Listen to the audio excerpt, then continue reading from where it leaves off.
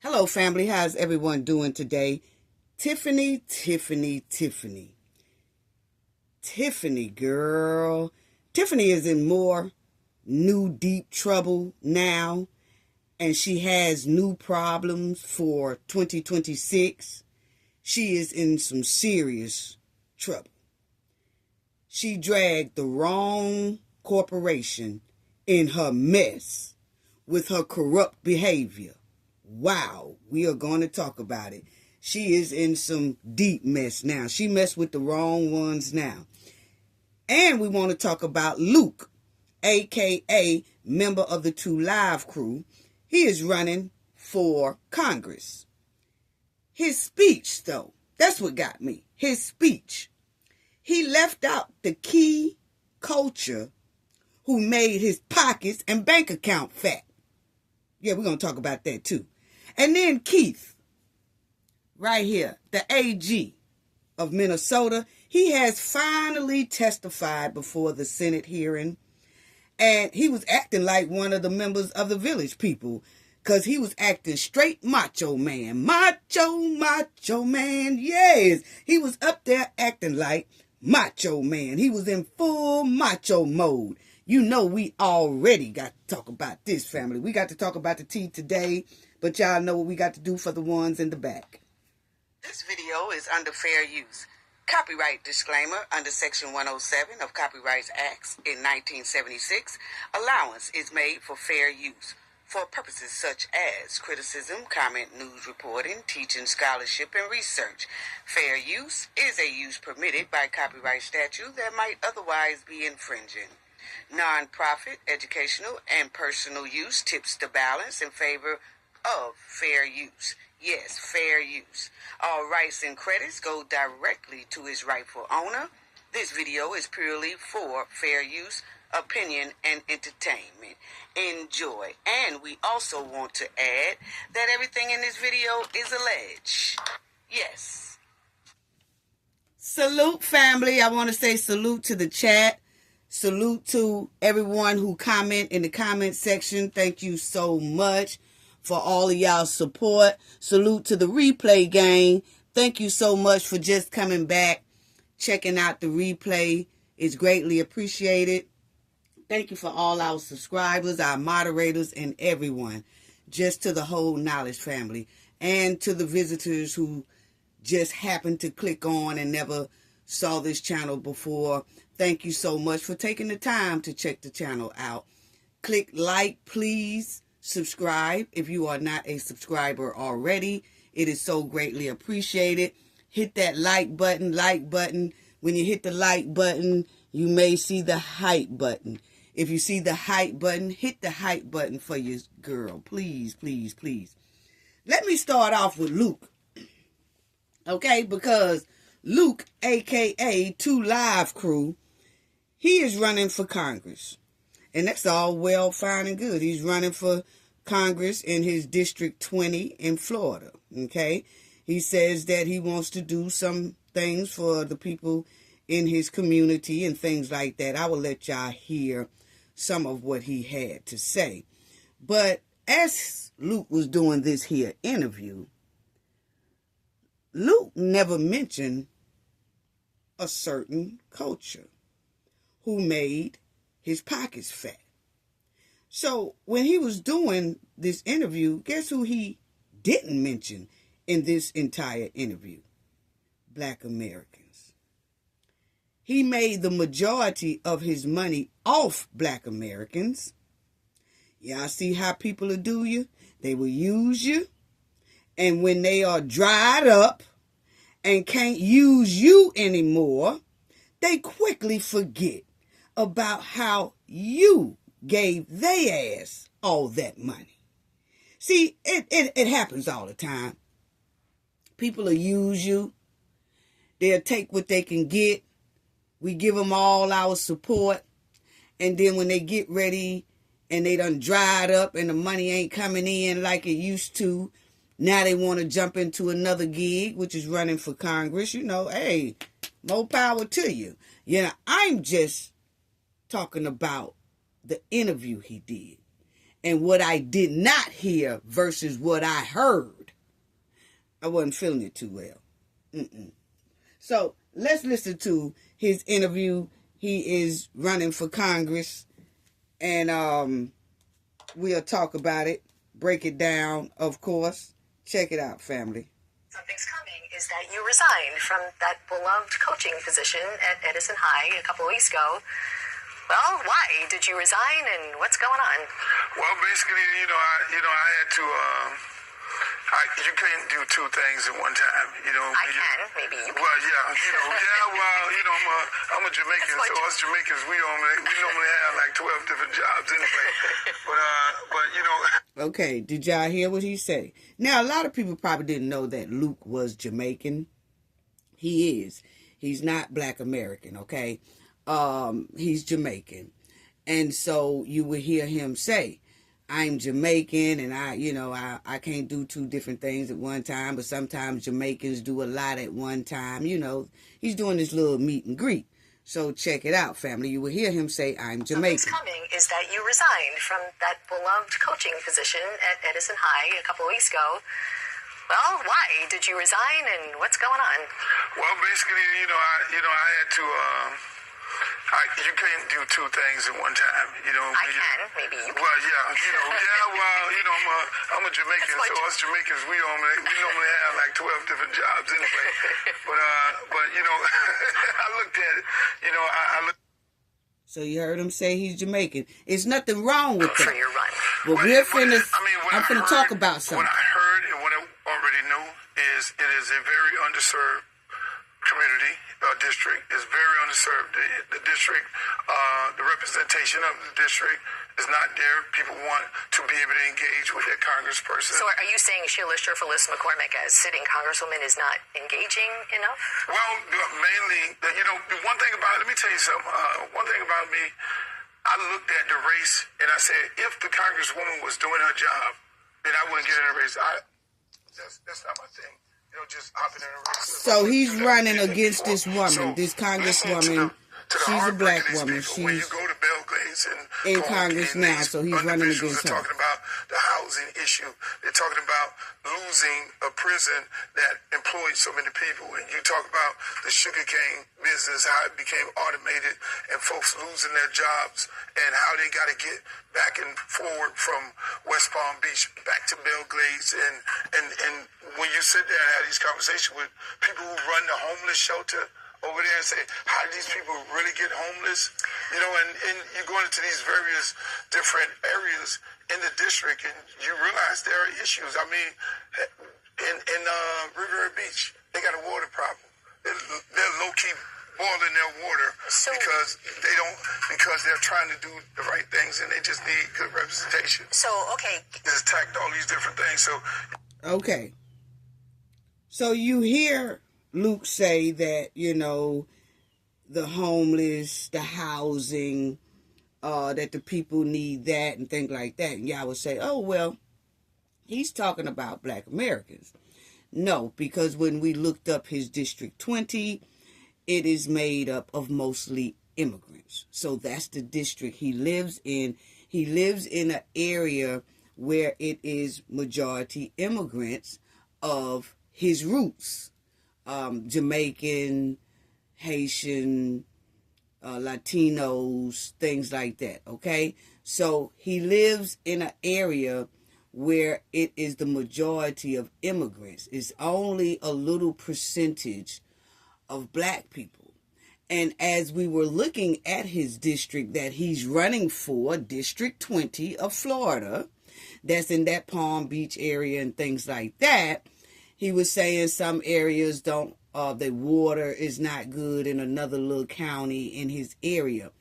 But the thing is, when we looked at it, the average person makes about $65,000 a year. Most of them own their homes. So he is in a majority good neighborhood. Okay. So that's what he's running for. So don't get it twisted when he's talking about, the homeless and the this and the that. The majority of the homeless and things in his area are immigrants. Okay? And that's because of the crackdown that Trump is doing right now. So Luke wants to jump in the race to help out the immigrants that's in his district. Okay? And so it's not that many black people in that area. Okay? These people in his area are making about $65,000 a year or more. And it does say the majority of them own their own homes. Okay? So, let's finish letting him talk. Because I got something else to say. You got to get creative. I mean, the most pressing thing, the most pressing issue in this district is TPS. I mean... temporary protected status. Exactly. Last week. Okay. So, y'all heard what he said. He said his main issue is TPS.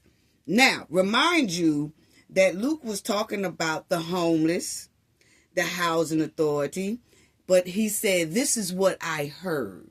I heard that, the housing authority, the housing people can't get housing, or it's not affordable housing, and the homeless and things like that. That's what I heard. He kept saying that's what he heard. But he said his main focus is TPS.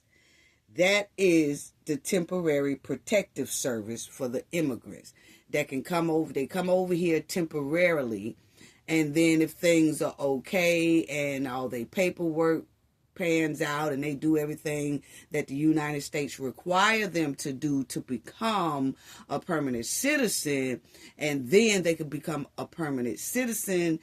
But right now, they're just on temporary protective service, okay? So Luke said he want to help those people out. But notice how Luke explains in depth about TPS, okay? Now, in this interview, he doesn't say anything that's related to Black Americans, such as reparations or anything like that. Why? Because there's not that many in his district. And even with the little ones that's in his district, you have to serve everyone in your community, okay? So he's talking about things, but he's not talking about things that will touch the 1 or 2% of Black Americans that's in his district. And when you're talking about homeless, we ain't talking about that. You talk, the housing authority. No, we ain't talking about that. We are talking about tangibles. What are he going to do to really make an impact in Black American lives that's inside of his district? Because he's definitely going to go into how he wants to touch the lives and protect and help the immigrants who are on TPS. So let's check this out. Now check it out. Because they're trying to do the right things and they just need good representation. So, okay. It's attacked all these different things. So you got to get creative. I mean, the most pressing thing. The most pressing thing in this district is TPS. TPS. Temporary protected status. Exactly. Last week, the federal judge, 2 weeks ago, federal judge blocked it. Right. Then they went back. We report on that here. Exactly. Then they went back to try and get it overturned on appeal. Now, you're talking about 700,000 people in this district. 300,000 of these folks are here mostly on temporary status. And in fact, I think it was actually the congresswoman who told me that Palm Beach County sees the most ICE raids currently in the state. Exactly. I have not independently verified that, but she had mentioned that. So y'all hear that. So, like I said, when you notice that he talked about, okay, the homeless, he just went over that. Oh, yeah, and their water is not good or whatever. He did not give an agenda on what he's going to do about the homeless. He did not explain why the homeless is the way it is, okay? He just touched over the homeless, went on to the housing. He did not explain what percentage of people of the housing need housing. You know why? Because the majority of them are immigrants, okay? And then he moved over to the water. He didn't give an agenda of what he's going to do to make the water situation better. He just brushed over that. But when it came to TPS, he was able to tell what the judge did, what the judge didn't do, how the judge rejected something, brought it back in. He was able to explain all of that because that's really what he wants to do. And that's all well, fine, and good because that's his roots. He is a Jamaican. His family is immigrant. They not from here. They are not from America. So you notice he didn't touch on anything that has anything to do with Black American, even though Black Americans were the main ones who made his pocket fat, his bank account fat. It is 1 or 2% of Black Americans in that community. But he didn't say one time and go down in depths of how he's going to help them or even bring up the word Black Americans. But he made sure to say TPS. And when he say TPS, we automatically know what he's talking about. He don't have to say immigrants because those are the only ones who get TPS, Temporary Protective Service, to come in and help them get their green card. Okay? And he knew the number of the amount of people who are on TPS. He knows all that. He knows about the ICE raids. You heard him say that. And the woman that's interviewing him said it as well. Okay? So let's finish hearing this because Luke also says something that trips me out. Try and get it overturned on appeal. Now, you're talking about 700,000 people in this district, 300,000 of these folks are here mostly on temporary status. And in fact, I think it was actually the congresswoman who told me that Palm Beach County sees the most ICE raids currently in the state. Exactly. I have not independently verified that, but she had mentioned that. So. Okay, now listen to this part. Marco Rubio, who's going to be able to go talk to Donald Trump? Me. I'm the only one that can do that. Nobody else in this race he would respect. Nobody in this race. I mean, I got. Now remind you. The lady was saying, well, how you going to get some of this help? How you going to do this? How you going to make things happen for this here district? He said Donald Trump. He said, I'm going to go talk to Donald Trump because can't nobody talk to Donald Trump like me as if he's Donald Trump, ace boom cone. Okay? But I'm going to just show y'all something in a minute. Show y'all how people will just throw things up in the air and it's not the truth. But listen to how he brags about, oh, I'm going to talk to Trump. Can't nobody talk to Trump like me. Watch me show y'all what's up in a minute. Okay. Now check this out. But she had mentioned that. So. Watch him talk about Trump. Rubio. Who's going to be able to go talk to Donald Trump? Me. I'm the only one that can do that. Nobody else in this race he would respect. Nobody in this race. I mean, I got Marco Rubio on speed dial right now. Both. You do? Yes. Can we call him? Yeah, we can. I mean, get him on the phone. We'll get him on the phone. But I mean, understood what you're saying. Yes, yeah. That is the important part of this race. You're across as a Democrat. So he's saying Mark Rubio and Trump. He just can talk to them just anytime he want to. Now, family, we have to understand that when people are running for positions, we have to really look into them. And that's what we are doing here today. That's a lot of our problems in our community. Just because somebody's probably famous or somebody is of our color, we automatically say, yeah, we want them to come in and we're gonna go ahead on and pick them and let them get the seat or let them get in office. But at the same time, these people have none of our interests at all. They're not looking out for our interests. And then our districts and our communities continue to stay in poverty because they sold us a good game, which I'm finna show y'all in a minute. They sell us a good game, but then when they get in there, they forget all about the Black American community, the impoverished communities and things like that. And not all Black Americans are impoverished at all, but we are talking about our communities that are. The first thing people love to bring up is, oh, the homeless people are out there. When they get elected, our homeless people are still out there. And matter of fact, the homeless population continues to grow. So the homeless population continues to grow out of control, and people keep coming in, but they know that's a clickbait to sound good, to get people to hit that knob for them so that they can get in office. And after they get in office, they forget all about that homeless. Because if not, it wouldn't be so many damn homeless people out on the streets right now in every state in the United States.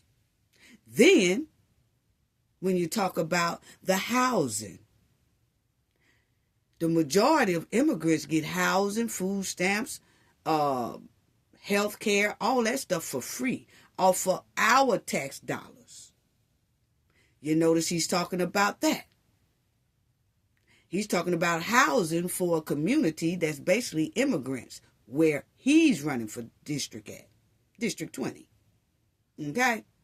So then you would notice that he says he is basically close to Trump, and he could talk to Trump about his situation in his district, and he can get things done. I'm going to show you how people throw the wool over your head. See, people put some blindfolds on you real quick if you don't do your research. That's why it is very important for everyone do their research on their local leaders before they start putting these people in office. What have they done? What is their track record?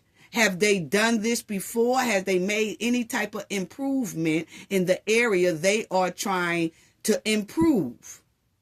Do they have any type of resume of changing and making a big impact on something that was very bad? Do they have a history of bringing that up? Making things better? Yeah, we're going to talk about that too in a minute. But anyway, old Lukey here, he said that he's close to Donald Trump. And Donald Trump, he said, can't nobody talk to Donald Trump in that race but him. Okay, I'm going to show y'all something in a minute. Check it out. You do? Yes. Can we call him? Yeah, we can. I mean, Now check out what he finna say. On the phone, but I mean, Understood what you're saying. Yes, Yeah. that is the important part of this race. You're across, as a Democrat, you have bipartisan. Okay. Now, Luke also said this, and I want y'all to check this out, because it's on my next clip. But just remind you, he didn't mention one time about Black Americans, okay? He didn't mention any agenda for Black Americans, but he was quick to tell everyone about his agenda for TPS, and that's okay, because he's a Jamaican. We understand. I'm just showing people how people of color can have the same color, but they do not have our best interests at heart. They are going to fight where their roots come from. And that's where we have to make sure that we understand how this thing here is going. Because it seems like Black Americans are staying in the same position for decades and centuries, but they keep picking people who are either familiar, famous, or of color. But the whole time, that person doesn't have any interest to help your community at all. Now, my thing is, it's obvious he's only going to focus on helping and getting that TPS thing situated, because that's where his passion is. That's where his passion is, because he's a Jamaican, and that's understandable. That's okay. My thing is, the majority of the people who put money in his pocket and in his bank account, he didn't mention one time. And I know for a fact it's about 1 or 2% of Black Americans in his district. He could have said, I'm going to fight for Black Americans to be able to do this in my district. I noticed that it's a lot of Black Americans that needs this. I noticed it's a lot of Latinos who need this. I noticed that it's a lot of Jamaicans and Haitians that need this. And I want to touch base with everyone in my whole community. He got up here and said his main priority is TPS. Everybody in his district don't hold a TPS card. And he said Trump would listen to him and all that. I called cap. And he is lying about that in public. See, when people tell lies so quickly, it makes me wonder what else would they lie about. So when I heard him say Trump, who else would Trump listen to in this race but me? I said, what?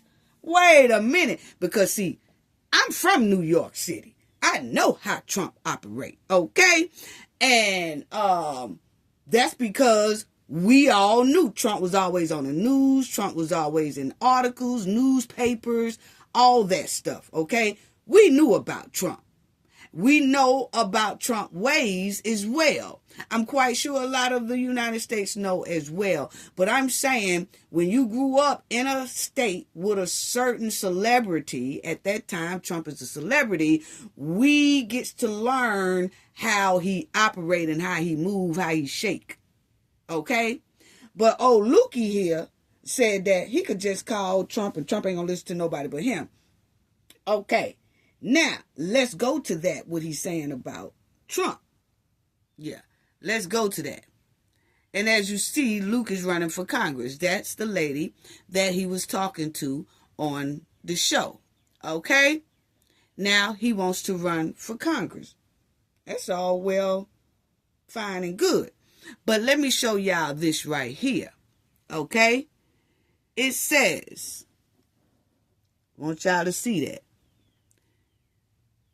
He wants to help with TPS and do all that, and all well, fine and good, but he just didn't mention anyone, Black Americans. But if you look here, based on available sales data, there is no Pacific records, certifications, or reported sales figure for 2 Live Crew in Africa. See, what I did is I said, okay, since he is running for Congress and he's making Jamaicans, Latinos, Haitians, and all them his main focus for TPS and things like that, he didn't mention anything about Black Americans. So I said, well, hell, maybe they help make his pockets fat versus Black Americans. No. That's not what they say. If you see here, it says that the 2 Live Crew, their sales, which included over 1 million copies for As Nasty As They Wanna Be, and 500,000 plus for other albums, were primarily concentrated in the United States. Okay, so most of his sales came from the United States, not from people that he's trying to get the TPS cards for. Okay, all right, yeah, okay. So then I said, well, maybe Jamaican gave him more money than, well, you know, where that's what he is, Jamaican. So I said, well, maybe the Jamaicans made his pocket much fatter than Black Americans. Because, see, I was trying to figure out why haven't he mentioned the word Black Americans? Because it's about 1 or 2% of those in his district. So I was just trying to figure out why was he putting everybody else above as priority and not the 1 or 2% of Black Americans that's in his district. Don't come telling me, oh, when he said the homeless, he talking about Black Americans. No, all the Black Americans in his district are not homeless. All the Black Americans in his district don't need no housing. We already done discussed that. Black Americans are not the percentage of welfare. We done already went through that. It's the immigrants. Legal or illegal. They get most of housing funding. And then when they can't get the housing funding, most of them do be homeless, especially in that area that Luke is trying to run for, in the Palm Beach area. So anyway, I wanted to see was Jamaica Jamaica? Did they put more money in his pocket? Because remind you, he is prioritizing the immigrants. Okay? So it says right here, based on available records, there is no Pacific official certified or publicly reported numbers for 2 Live Crew record sales within Jamaica. So no, he didn't get no record sales over in Africa or Jamaica. No, he didn't. He didn't get no record sales. All of his record sales came from where you see right there, from the United States. He sold massive numbers, 3 million record sales in the United States. And then he sold about 3 million in Canada, well, 100,000 in Canada. He sold 3 million in the United States, and then 100,000 in Canada. Yeah. So that's how that go. So that's why I'm saying we have to see a lot of Black Americans and just people in general. They're not really looking into who they are putting in office, and that's why our communities continue to struggle. Because a lot of people are not in there for the best interest of Black Americans. They're not talking about no reparations. They're not talking about doing specific things for Black Americans the way they do for other ethnic groups. So you have to pay more attention to that type of stuff. So that's why I was bringing this right here up. And as you look, he says that he is the only one that could talk to Donald Trump. I call cap, because Luke went to one of Donald Trump parties, and he said that Donald Trump party was wild out. It was just off the chain and all that stuff like that, okay? So you will see that 2 Live Crew in 2016, he went on all type of interviews talking about Trump, dogging Trump. I told y'all the same thing went on with Diddy. I told y'all they were saying Trump gonna give Diddy a pardon. I told the Knowledge family, and the Knowledge family knows of this their self. I said Trump is not going to give Diddy a pardon, because when Diddy was out here, he started dogging Trump, telling people don't vote for Trump, vote for the Dems, okay? Trump ain't this, Trump ain't that. Started talking about Trump real bad. Everybody kept saying that Trump was going to give Diddy that pardon. I said, no, he's not. Y'all just don't know how this man rolled. You have to live in the same state as this man for a long ass time. I was born and raised in New York City, and Trump is born and raised in that area too. We know how Trump act, how he roll. I said, when you talk about him, when you dog him, or if you come after him, he is not going to help you. He'll help anybody else. Like he gave a lot of Black rappers some pardons, but he wasn't going to get at the Diddy. And then finally, he came out and told people, now, I'm not going to be able to give him a pardon because he said some real bad things about me at one time. I said, I told everybody. Everybody was saying, well, I looked at this channel, and this channel said that Trump is going to pardon Diddy. And I looked at this channel, and they said that Trump is going to pardon Diddy. I said, well, did you ask that channel, was they born and raised in the same state with Trump for about 30 years? So they know how he operates. See, you know how he operates he president now, and he come up and he say some crazy things on that microphone. I'm saying the way he shake, flake, and move, we see it in New York City. Every New Yorker who has lived around Trump in the same state know exactly how he roll. If you come after him, he ain't fooling with you. If you talk about him, he ain't fooling with you. If you say something that's shaky and flaky and he feel it's against him, he ain't fooling with you. So, in Luke's case, Luke done got up here and he done said that he can talk to Trump. Who else can talk to Trump besides me? Well, Luke must have forgot that in 2016, this is what he said about Trump. Now, whether what Luke said was true or not, I don't know. But I want to bring something to everyone's attention right quick. This is what Luke said. A Donald Trump party was too wild for even 2 Live Crew Luke. Okay? It was so much, this is Luke, it was so much going on to the point that I couldn't take what was going on in that room. And I left, Uncle Luke said on the Kevin show. Okay? Then you'll look down here and it said in 2016 interview clip of Uncle Luke describes a 1990s Mar-a-Lago party has resurfaced amid fallout from the e-file. Okay? Now, my thing is, Luke told everybody that when he was at this here so-called party, that they was doing some wild things at this party. Now, this is what Luke said. I don't know if it's true or not, because, see, Luke done sat up here and lied in our face. So now I can't really take his word as the truth. Okay? Because I done sat up here on this interview and I done heard him tell some tales. And that was that he can call Trump and Trump ain't gonna listen to nobody but him.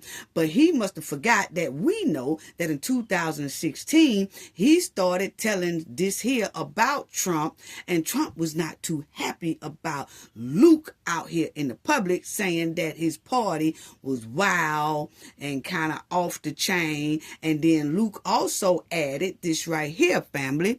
He said Campbell described the party as extreme, and featuring rapid deeds. I can't say that some of them because y'all, they might trigger, and some of that was going on. Okay. Now, he said his reason for leaving. Now, he said all this was going on at the Mar-a-Lago party in the 1990s. Okay. Now, but he was telling this in 2016 on the interviews, and he did a couple of interviews about this right here. Anyway, then he said his reason for leaving. Campbell stated he left the party early because he saw women there who appeared to be underage. Bam. Okay. Now, he said that he left because it appears that it was some, underage women there. Okay. Now, my thing is, I've heard Luke say this before. And the reason why I have to question some of it is because I've never heard anyone call underage kids women. So this, I pay attention to the vocabulary that people are using. So, family, if you go to a party and you feel like it's some underage people inside of that party, you're going to tell other people, if you tell it, you're going to tell other people, hey, I went to that party and it was just some underage people there. They look underage. I ain't fooling with them. That's how you would say it. You say, I ain't fooled with that party. I left because it looked like she had underage people at this party. That's how you kind of leave it. You never really say, I left the party because that person had underage women there. What? Underage women? Which one is it? Are they women or are they underage? And if you couldn't tell, but you could tell enough to leave because you felt like they was young. So if you felt like they was young, then the woman part shouldn't even came out your mouth. That's what I'm saying. So you have to watch what people say. Because it seems like they're covering their ass. Like, if I just say it looked like underage people was there, then people start questioning me for being there and how come I stayed so long and all that. So I'm going to make it like the underage people are women. You see it right there. He always say that. He don't leave it at just underage. Like, it looked like it was some underage people there, so I just left. That's how most people leave it. Nobody say, it looks like some underage people, it looked like some underage women were there. What? That don't even sound right. Anyway, he said that's why he left the party early. Okay? And then he also said, and then he did another clip in 2025 talking about the same old thing. And he said Campbell is Luke. He noted that He was invited alongside other celebrities like Mike Tyson and Eddie Murphy. Yeah, he said they all was there. And he said looked like underage women were there. What? But anyway, but like I said, I cannot say what Luke said is true, because Luke done sat right up there in our face and lied about he could call Trump. No, you can't. Not after saying all this about this man in public. Trump didn't even fool with Diddy, and Diddy didn't say this right here. Diddy just said he don't vote for Trump, and he was just dogging Trump because he didn't want people to vote for Trump, because he wanted people to vote for the Dems. But at the same time, Trump always remember that, and he don't fool with you after you talk about him like that. He don't fool with you after you so-called trying to throw him under a bus. Okay? So when Luke said he can contact Trump, I call cap. So, as you see, Campbell indicated the party was too extreme even for him. He said it was too extreme. What? It was too extreme for you? And all you talk about is body parts on your music? Degrading lyrics in your music? But he said, this party was too extreme for me.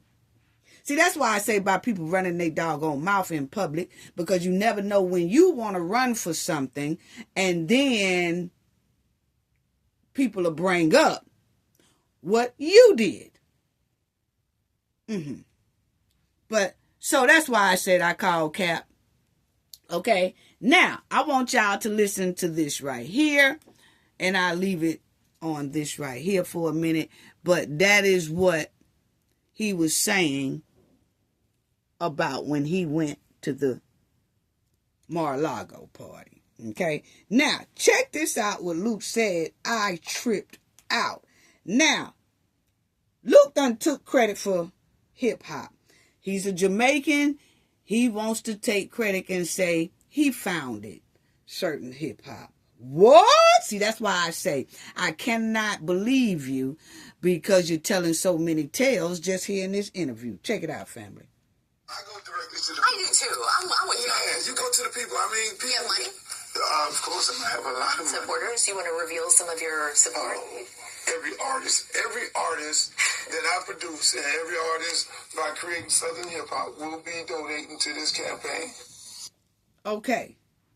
She asked him how was he gonna get funding for this campaign and things like that. He said every artist is going to donate to this campaign. Everyone. And I created Southern hip hop. Okay? And so everybody's going to donate to me. Check it out again. Listen to it very closely. I go directly to the people. I do too. I'm with you. Yeah, you go to the people. I mean, people. You have money? Of course, I have a lot of money. Supporters? You want to He said he's going to have a lot of money when they donate. Every artist that Listen. I produce, and every artist by creating Southern hip hop will be donating to this campaign. What? He didn't create no Southern hip hop. Boy, he must have forgot about New Orleans. He done forgot about New Orleans. He did not create Southern hip hop. First of all, what is you talking about? Because hip-hop started up north with the rappers Delight, to the hip, the hop, the hibbit to the hip, hop you don't stop. Bring it up to the baby, to the boogie, the bang, bang, the boogie to the boogie, the beat. Now what you hear is not a test. I'm rapping to the beat. It's me, my crew, and my friends. We're going to try to move your feet. Yay! See, all that started, hip-hop started with all that. Okay? Black Americans. So, if it's already started up north, and say you do something in the South, you still didn't create it. Because you got that feel and that notion from the ones who created it up north. No problem with it. It's just that the vibe started coming to the South. And when that rap vibe from New York City started coming to the South joined in with it. But that doesn't mean when I created Southern hip hop, what is Southern hip hop anyway? Let's do it. But that was still a not true statement. It was a lie. Must have forgot about New Orleans. New Orleans is really, if that's what Luke want to say, he created Southern hip hop. No. It was New Orleans. And it's people in New Orleans right now, immigrants in New Orleans right now, trying to take over New Orleans as if New Orleans was promised to them. You got a lot of Jamaican, Haitians and all that. That's down, Kenyans and all that. They're down there in New Orleans. And for some reason, they are now saying that New Orleans was promised to them the way that the Somalis was saying Minnesota was promised to them. What? But anyway, family, that Southern, he ain't create no Southern hip hop, okay? New Orleans did that. New Orleans did it a little bit before Luke even did it.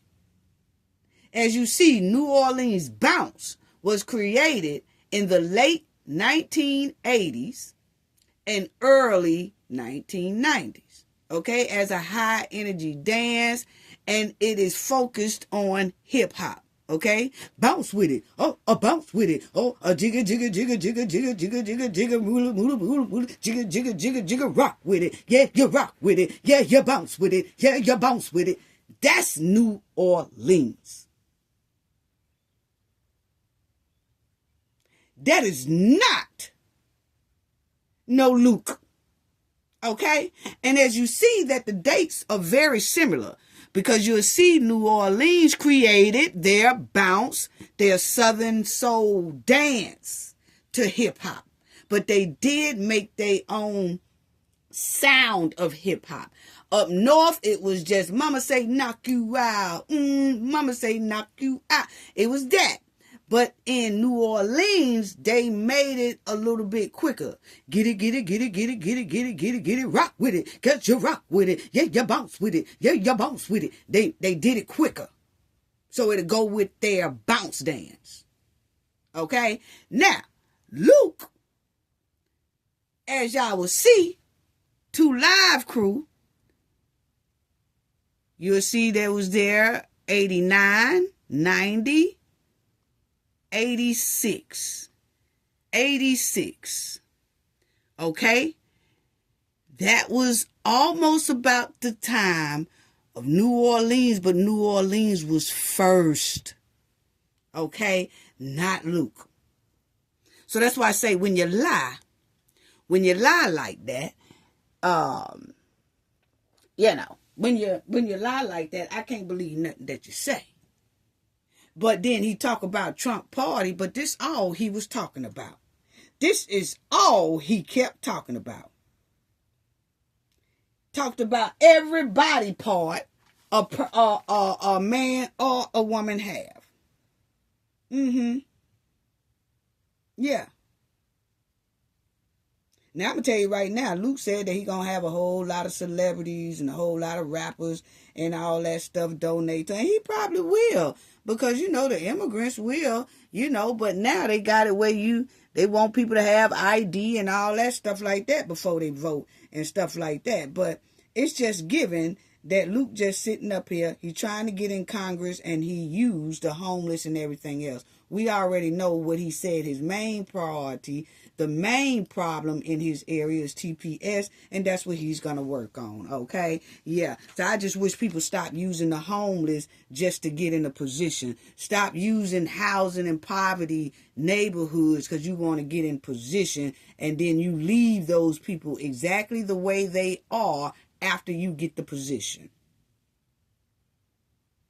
Didn't tell us an agenda, didn't tell us a plan, didn't tell us nothing about them homeless folks. But he sure was able to tell us something about the TPS, wasn't he? Anyway, Luke done sat up here and he done made, hey, we want some P. No, what? Yeah, we want some P. That was one song. Me So H. That was another song. Throw that D. That was another song. Shake a little something. That was another song. Everything was about using the body, shaking the body, publicly disrespecting your body with a lack of self-worth and dignity for women and men. Just rap at first. See, in New York, rap was pure at first. It was empowerment lyrics. That's what it was. Pure lyrics, empowerment lyrics. We didn't have all this right here you see on the screen talking about suck the D and give me some P and me so horn and all that. No, it wasn't all that. He came in with that trifling mess from Jamaica. He came in with that trifling mess from the Jamaica culture, from the African culture. He came over here with that. Not saying that's what Jamaicans and Africans are, but what I am saying is his circle of Jamaicans were like this because he rapped about it. We black Americans was not rapping about this. We was saying, mama gonna knock you out. Mama say knock you out. We was rapping like that. We was rapping like my Adidas. Yes. We were talking about shoes, clothes, or empowerment. Public enemy. Fight the power. Fight the power that be. Yes. It wasn't a shakedown of the body at all. But then, this person, Luke, and his friends came in here with that overseas mentality of using women and men as objects. And from that point on, hip-hop went straight to the toilet. Yes, black Americans was not rapping with gutter trash lyrics, gutter trash style. So Luke learned that gutter trash rap stuff, not from black Americans. He learned that from where his roots from, Jamaica. He learned that from the folks around him or who he grew up with and all that. He the one tainted the rap industry. And then from him, it went to the next one, to the next one, to the next one. And then rap no longer was pure. Rap was no longer empowerment.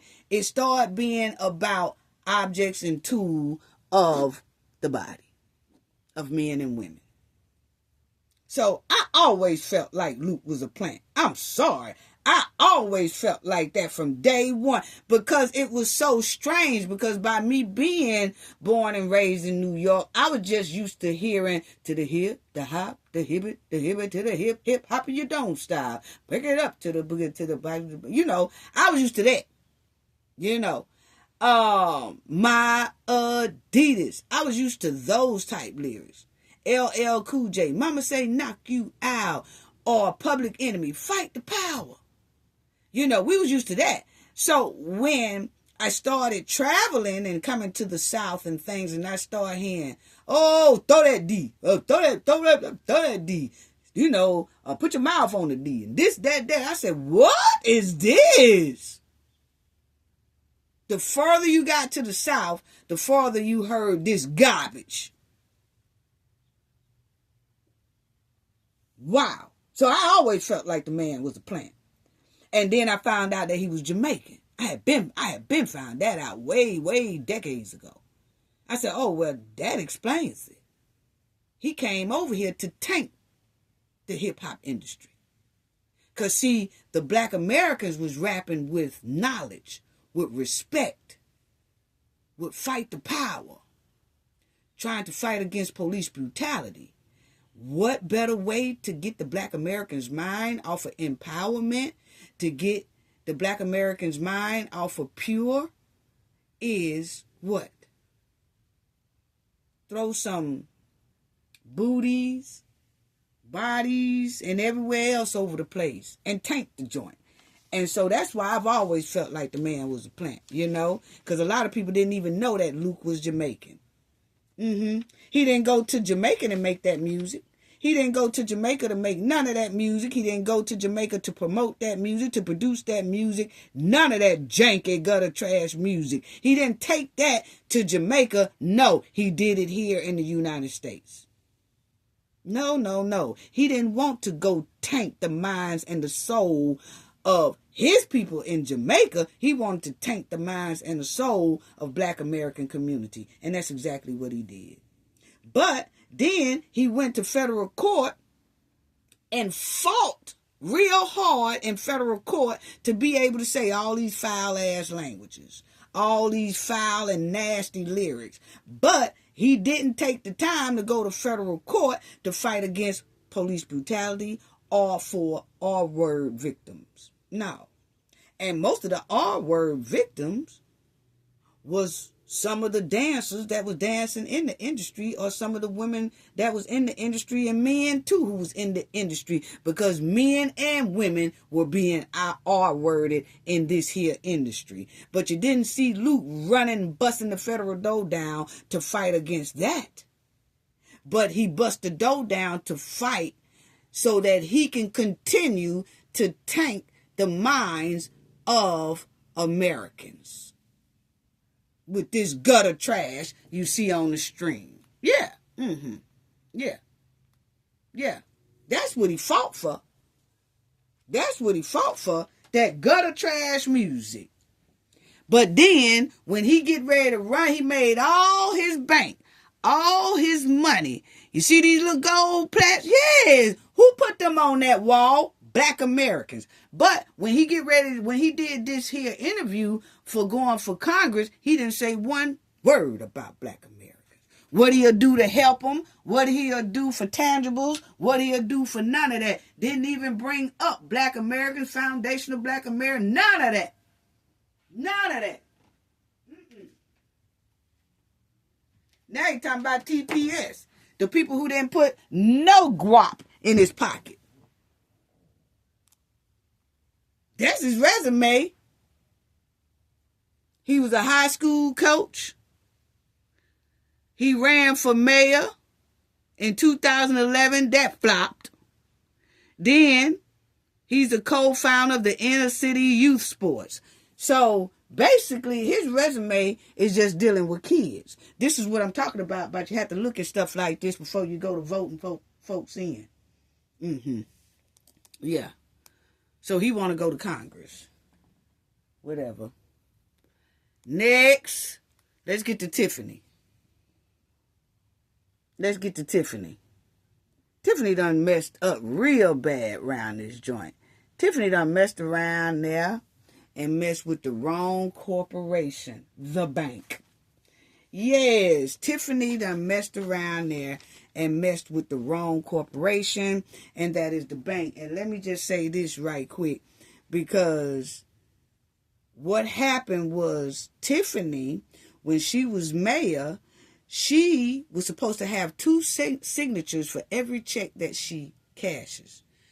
But she didn't have 2 signatures. It's supposed to be her and Allison Key, right over here right here by Jason's house. She was supposed to have that woman's signature and her signature. It was a rule. It was in contract and everything with the bank that no checks could be cashed without those 2 signatures. Okay? Well, Tiffany said, damn, Allison Key, I'm not going to use her signature because I'm trying to steal and take money. So Tiffany started writing checks, cashing checks, and all that stuff without that there clerk's signature. And the bank let her do it.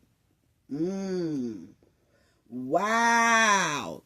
So the mayor of Dalton right now is suing the bank for violating the contract that says it's supposed to be 2 signatures on the checks that Tiffany was cashing, but they allowed Tiffany to cash those checks anyway with only her signature, which violate bank contract that they had with the bank. Okay? And they said that by them letting Tiffany do this and cash checks with only her signature, it resulted in Tiffany withdrawing a total of $1.8 million of the taxpayers' money. And Tiffany used it for herself or whatever she did with it. She might have used it for that old flopped ass stove she got down there in Atlanta. Because you know she fled to Atlanta. Tried to make a new life. But all this stuff keep going on top of her head. So, the Dalton administration just dropped the lawsuit down on the Fifth Third Bank. Now, it indirectly hits Tiffany as well. And it's a crucial indirect hit. Because let me tell you, what Tiffany did was messed up. That she had that bank cash her checks that's supposed to have 2 signatures on it. And the bank allowed her to do it, which the bank has a contract saying that they are not supposed to cash any of the Dalton checks without 2 signatures, Allison Key and Tiffany Henyard. And Tiffany bypassed that. So it's given that Tiffany knew someone in that bank, or she knew a lot of big wigs in that bank that let Tiffany get away with it. Now they're but in trouble. And you best to believe that now that they're in trouble, Tiffany finna hear. Ooh, Tiffany gonna be in trouble too.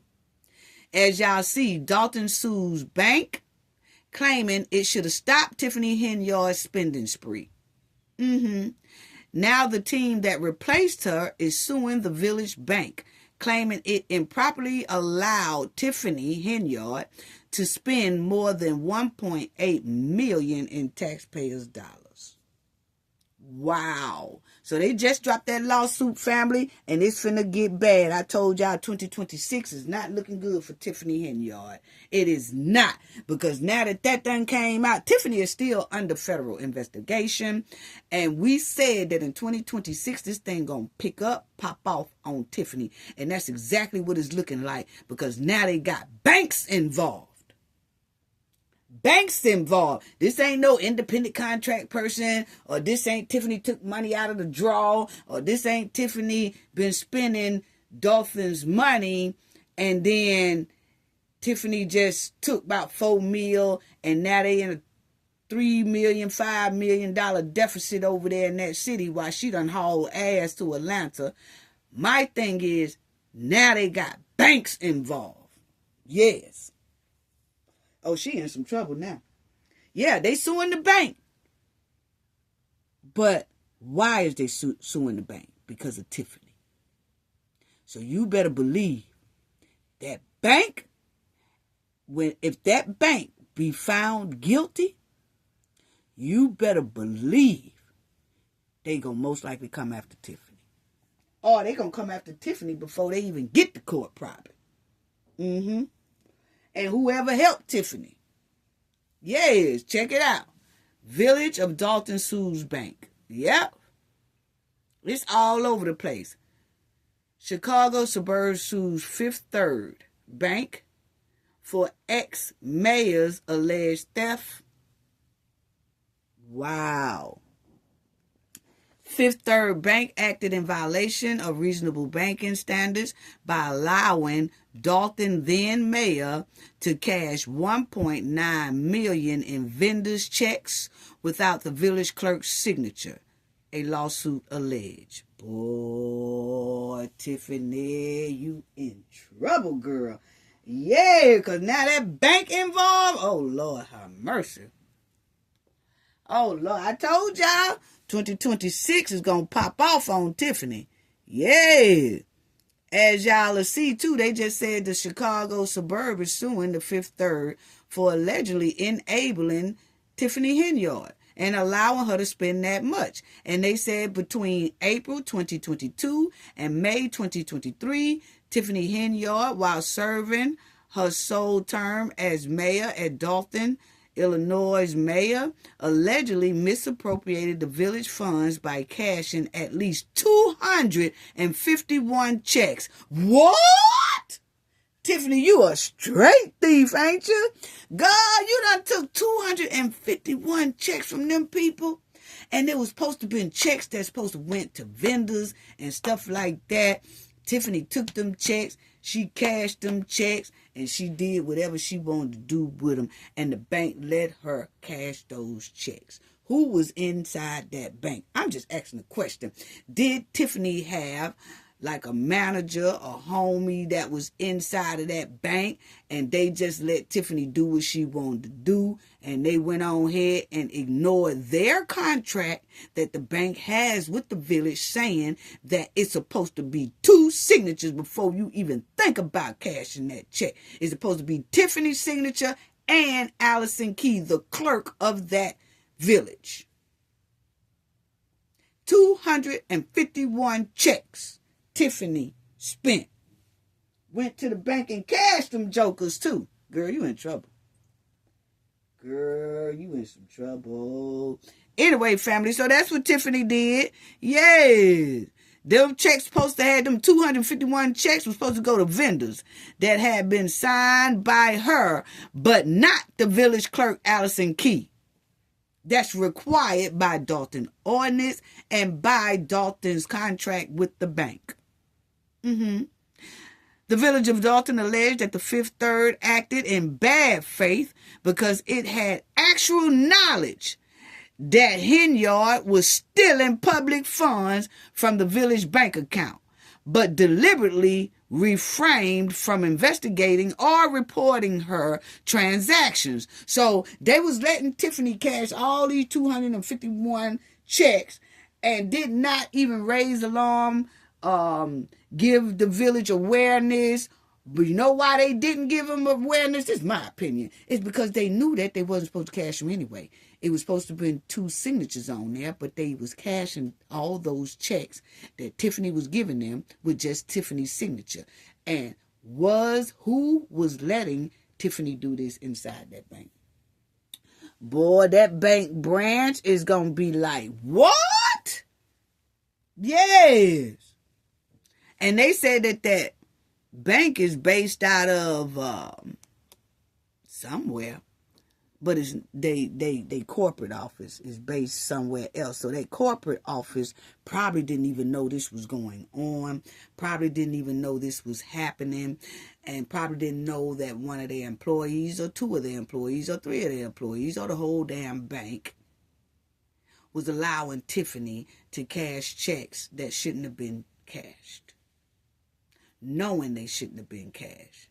In addition to the loss of the $1.9 million in tax dollars that the Fifth Third alleged, they neglected their duties and has also stuck Dalton with debt and interest payments, according to the lawsuit.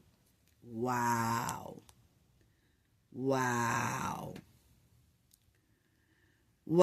So as you see that they just keep saying that the Fifth Third Bank acted in violation of the contract and of the commercial bank standards, the village said, the Connecticut-based regional bank also breached its contract with Dalton. So yeah, with negligence. So they're saying now that lawsuit that they just dropped on to the bank, that the Fifth Third Bank is a regional bank, and that they breached their contract because they were supposed to only cash, excuse me, family, I had to sneeze. They only supposed to cash a signature they were only supposed to cash a check with 2 signatures on it, and they never did. They let Tiffany do it the way she wanted to do it, so they violated their contract. They getting them for neglect and for causing a lot of damage to the village, because if they had a follow protocol and abide by their contract that they have with Dalton, Tiffany would not have been able to get that money out of there. She wouldn't have been able to get $1.9 million or $1.8 million if they had said, "Now, sir," or "Now, ma'am, we cannot cash this check because it only has you on there." Tiffany could have been up there, "Oh, I'm the mayor.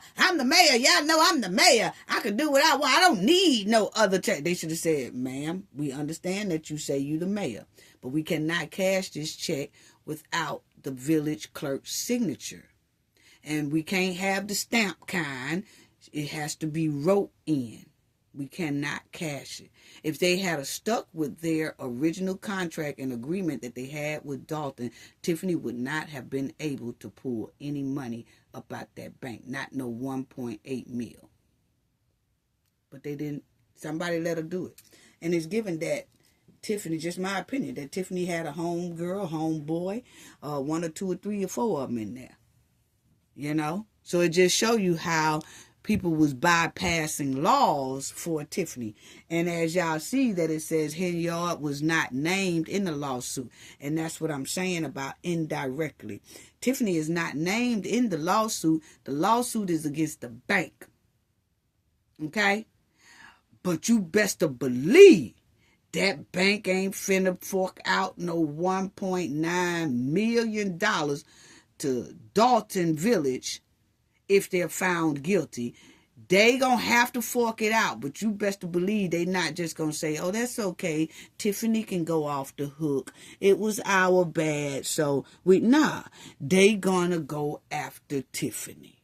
They are. And see, Tiffany looking like, hey, it ain't my fault that the bank was dumb and didn't stay with their contract. Whose fault is that? See, Tiffany knew she raised hell most likely to make them cash those checks. I'm the mayor. I don't need no extra signature. I don't need that. And they started doing it and doing it and doing it. Or maybe she was just sliding it to a certain person and that person would cash it for her, violating the contract that the bank had with the village. Okay? But my thing is, it's going to be a lot of people that's going to get fired at that bank. That bank most likely is, because if you look at how the contract or how the lawsuit was set up, my opinion, that bank is at fault. Because Dalton had all their ducks in a row. They had everything covered. They said, hey, this contract has to have 2 signatures. You cannot cash no checks without 2 signatures. That's in the contract. And they violated that contract. So, we're going to see how this lawsuit turned out with the bank. But it sure ain't looking good. Look like the bank did violate their contract, my opinion, while reading a lot of the stuff. But my thing is, Tiffany, that bank is most likely going to come after Tiffany. They really are. And I know people saying, well, now they can't come after her because they the ones that violated. They shouldn't have let her did it, so that's not going to have no responsibility on her. Yes, it is, because Tiffany is already under federal investigation. And then remind y'all that Tiffany was hanging out with thugs. Tiffany was hanging out with a lot of people who were strong arm a decision. You know what I'm saying? And if that was the case, somebody in the bank could have called the police. But if you call the police, who is the police? It was Lacey. That was Tiffany homeboy. And I remember one time that the bank had said, right when Tiffany got ready to come out of office, the bank said, we don't even want to be bothered with y'all no more. We want to, y'all take all y'all money out of our account and y'all find another bank because we are tired of being pulled in the middle of this. Well, the damage was done, look like. Yeah. So, we gon' see, because that hen was not supposed to take all these here trips. That's how she was taking all these trips. She was able to go in that bank account and steal money with 1 signature, which it should have been 2 signatures. Tiffany was taking money out their bank account for trips, for bogus. She was taking bogus money for her bogus cancer foundation. Her and her homies buying meals for her self-promotion. Tiffany just had all kind of corrupt behavior going on. And it's giving some of that money went towards that new store down there in ATL. Yay! Some of them checks, that's what it's giving. So as y'all see, the village attorney and the village lawsuit says this: Fifth Third Bank acted in bad faith because it had actual knowledge that Tiffany Henyard was violating her fiduciary duties in stealing and or misappropriating public funds. Girl, you in trouble. You in trouble, because you ain't finna tell me that bank just gonna let that stuff there slide and ain't gonna say nothing else about it. Tiffany was in there dunking them people. Now we see. So Dalton, this is the new administration. Jason House is the mayor. This is the new administration. They have dropped the lawsuit on the bank. On the bank.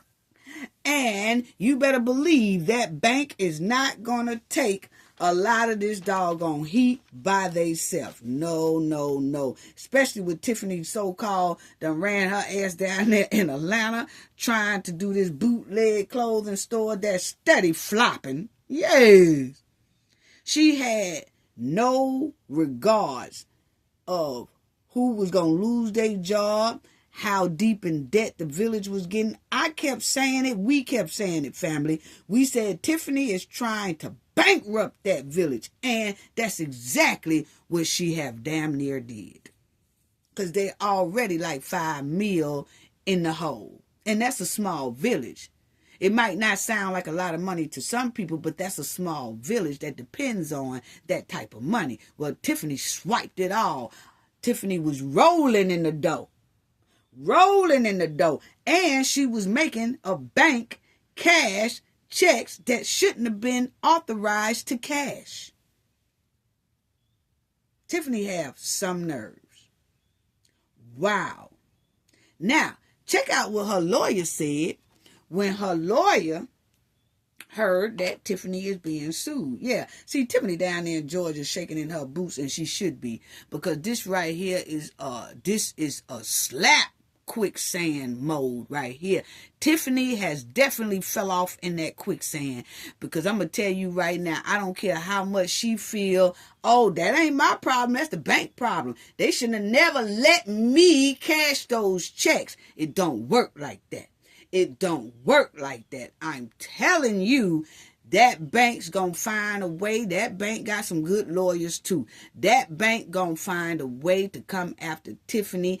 And even if they don't, this little incident right here gives the Fed more that they can use along with the investigation they are already doing. The feds can just pick up this just to say, this is what she did. This is how her behavior was as she was scamming. So all this other subpoenas and this big investigation that's going on with Tiffany, and they are proving their point, and they got Lacey and Keith Freeman going into the federal court for bankruptcy, and they are agreeing to tell what was going on inside of Tiffany's operation. Tiffany is already up under this big federal investigation. This bank thing doesn't do nothing but the feds can use this just to show this is how Tiffany operates. Rather she be held accountable for this bank thing or not, the feds can still use this to prove how corrupt Tiffany is. So either way it go, Tiffany and some stank. And the feds can use this, and this is a bank. This ain't one of Tiffany's best friends saying it. This ain't the girl that she took the girl house and didn't want to get out the house, or the restaurant that she wouldn't give up the liquor license and all that. All that is corruption too. And Tiffany and Kamal was taking land and all that stuff, taking all them folks' land in the village and all that stuff. Yeah, she got a big investigation just on all that alone. But this right here, bank thing, this is going to help the feds even more, because the feds are going to be able to use this for evidence to show how much Tiffany steal right out from under your damn nose. And she steal millions. So she has been thrown inside that quicksand with just this here lawsuit alone. And we're going to get to that one. But check out what Tiffany lawyer said right quick. And I didn't mean for this video to go so, a little bit long. But I do want to talk about some of the key points that Keith was talking about. Keith Ellis, that the Attorney General in Minnesota. But check this out, family, what Tiffany lawyer's response was to this lawsuit. Tells me Henyard has, quote, moved on with her life. And what? The chaos and mismanagement of Dalton at the hands of the Board of Trustees caused damages that will continue. Family, say it ain't so.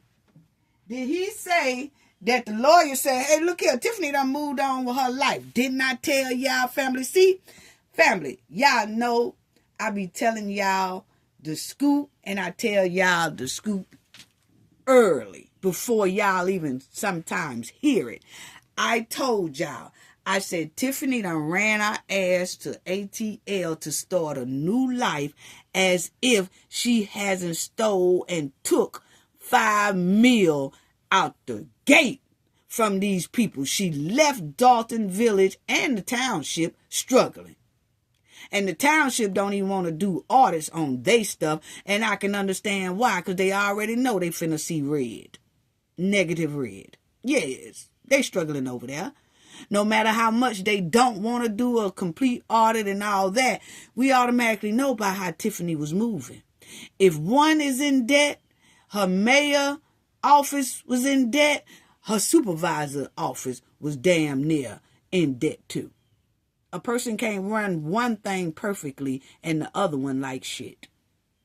Okay? So, my thing is though, I told y'all that Tiffany was trying to act like Dalton, Illinois, the township and all that is in the past and that she could just erase it without being held accountable at all. And I told y'all, I said, Tiffany actually think she's in ATL starting a new life and everything she left behind is actually erased, dismissed, disappeared. That's just how delusional she is. That's how off she is. So check out that again what her lawyer said. I said, what? Say it ain't so. Her attorney tells me Henyard has, quote, moved on with her life, and the chaos and mismanagement of Dalton at the hands of the Board of Trustees caused damages that will continue to reverberate for years to come. So Tiffany blamed the trustees, the people that you see on the screen. She blamed all them for the bank cashing the check. What? She said that's their problem. That ain't mine. It was them that messed up. They shouldn't have let me basically do what I did. They should have stopped me a long time ago. So it's their fault. They was voting for a lot of stuff to pass, and then like in the last 2 years of my term, then they started giving me some pushback. But before that, they weren't giving me no pushback. So a lot of this is on them too. And first of all, I ain't even want to be bothered with none of y'all because I'm over here starting a new life in the ATL. Why y'all keep bothering me? That's basically what that damn message said that her lawyer gave out. But I tell you right now, them government, it's 2026. They finna get Tiffany. It looks like 2026 is heating up just like we said on Tiffany back. Because a bank is not going to go down by themselves. I'm sorry they ain't. They ain't gonna go down by themselves. They ain't gonna go down by themselves. If they have to put Tiffany and the person who let her cash those checks in jail for fraud. They gonna go after them, and then the feds gonna use this evidence too on top of their stuff. So she doomed. Yes, she doomed. Anyway, family, that was the update on Tiffany, honey. Tiffany done took 1.8 or 1.9 mil up out them folks' bank, and she was doing it fraud, scamming by using one signature. Somebody inside that bank was letting her do it. And then now she took 251 checks, cashing them illegally. Yes, just cashing them, scamming, corrupt. And now it's backfiring. Yes. So anyway, so that explains why Tiffany don't open up that floppy ass store like she's supposed to. Remember I told y'all she'll open it up 9 o'clock at night or 5 o'clock at night, or it only stay open 2 hours and she running, ducking, shiving, hiding and all that right there. Yeah, she running scared. She running scared. And that was before this here lawsuit dropped on the bank. She was running scared. She was running scared from the feds. Now, it's sure enough finna get heated. We gonna hear about Tiffany being dragged back up there in Illinois to face the music and face accountability. Anyway, family, Let's get on to the AG of Minnesota, where Minnesota is missing them $19 billion. 19 billion, and then they say it's looking like trillions, but we'll talk about that in another video, because this video, I don't want it to be too long. But check out the AG, because the AG done got up there acting like he macho man, one of the village people. Yes, he had a little smart mouth, but the senators wasn't playing with Keith Ellis, okay, the attorney general. They wanted to know why all these billions and millions and possibly trillions is missing up out of his state of Minnesota and missing up out of the Minnesota bank account. And it all went to those Somalis who frauded Minnesota. Well, he still didn't really want to hold accountability for none of that. But let's check it out, family, because the senator was giving the AG the hammer. Yes, the AG was still acting like he didn't really give a damn about the billions that's missing in his state. He had one of them tough guy attitudes. Macho, macho, man. I said, is he part of the village people or what? He had a smart ass mouth too. And he was making up excuses that didn't even make sense, family. He was making up excuses for the money that's missing, but his excuses didn't make sense. I don't believe it made sense to him. It didn't make sense to the senators, and it damn sure didn't make sense to the public. So, let's check it out, family, because I want y'all to check out old boy's testimony here. Yes, let's check out his testimony here. Hot miss. Okay. Barry Niska represents District 31A in the Minnesota House of Representatives and serves as the Republican floor leader. Representative Niska, you are recognized for your opening statement. Chairman Paul, Ranking Member Peters, and members of this committee. My name is Harry Niska. I serve in the Minnesota House of Representatives. Thank you for the opportunity to present a perspective from Minnesota's immigration enforcement crisis. I want to start by expressing my appreciation for the recent recalibration of federal enforcement under Tom Homan. His commitment to rebuilding accountability and trust is essential, and we're already seeing a more focused and disciplined federal effort on the... Now check out here, representative of the state of Minnesota. Now check out how Keith Ellison, the attorney general, is sitting right next to him. He finna talk in a minute, family. Yeah. Anyway, this man here is going to be talking about Keith Ellis like Keith ain't even sitting next to him. Yes, check it out, family. They weren't playing with Keith. He finally done came to testify. Now it's time for old Tim Walls. But federal action only tells part of the story. Minnesota had been proud of our reputation for clean and good government, but recently we've become a cautionary tale of chaos, corruption, and fraud. And this decline is the result of specific policy choices made by Minnesota Democrats, especially related to immigration policy. First, they rolled out a welcome mat of benefits that erase the distinction between legal and illegal presence. In 2023, specifically under all Democrat control, Minnesota passed driver's licenses for all, explicitly including those without legal status, and even refused to include common sense measures like a label saying not eligible for voting. Minnesota created the North Star Promise, which provides free college tuition, including to illegal immigrants, and Minnesota extended taxpayer-funded health care and paid leave benefits to those here illegally. But beyond incentives, we face a graver issue in Minnesota: active nullification of federal law. Our Attorney General, Keith Ellison, issued an opinion blocking the use of 287G agreements, the gold standard for federal-state law enforcement cooperation. And in another opinion, he provided legal cover for sheriffs who want to ignore ICE detainers. The results are stark.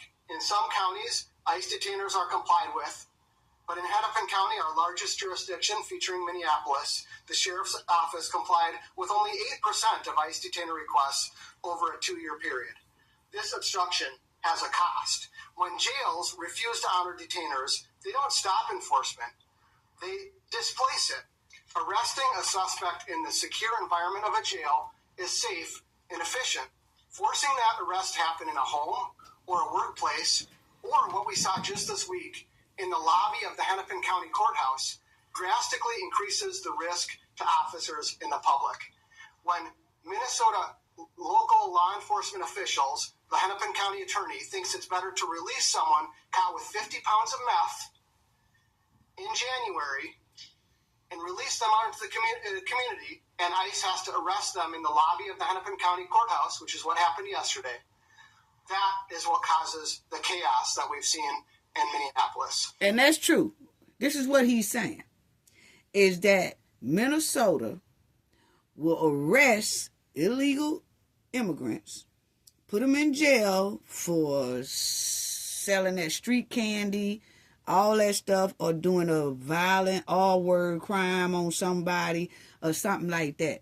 They'll bring them in there, but right before the Minnesota jail realize ICE have to let the people know, hey, we finna come and get that person you got apprehended. What they'll do is release the immigrant so that ICE can't get them. Well, then ICE will come to the jail and say, hey, we come to pick up such and such. Oh, we just let him go. What?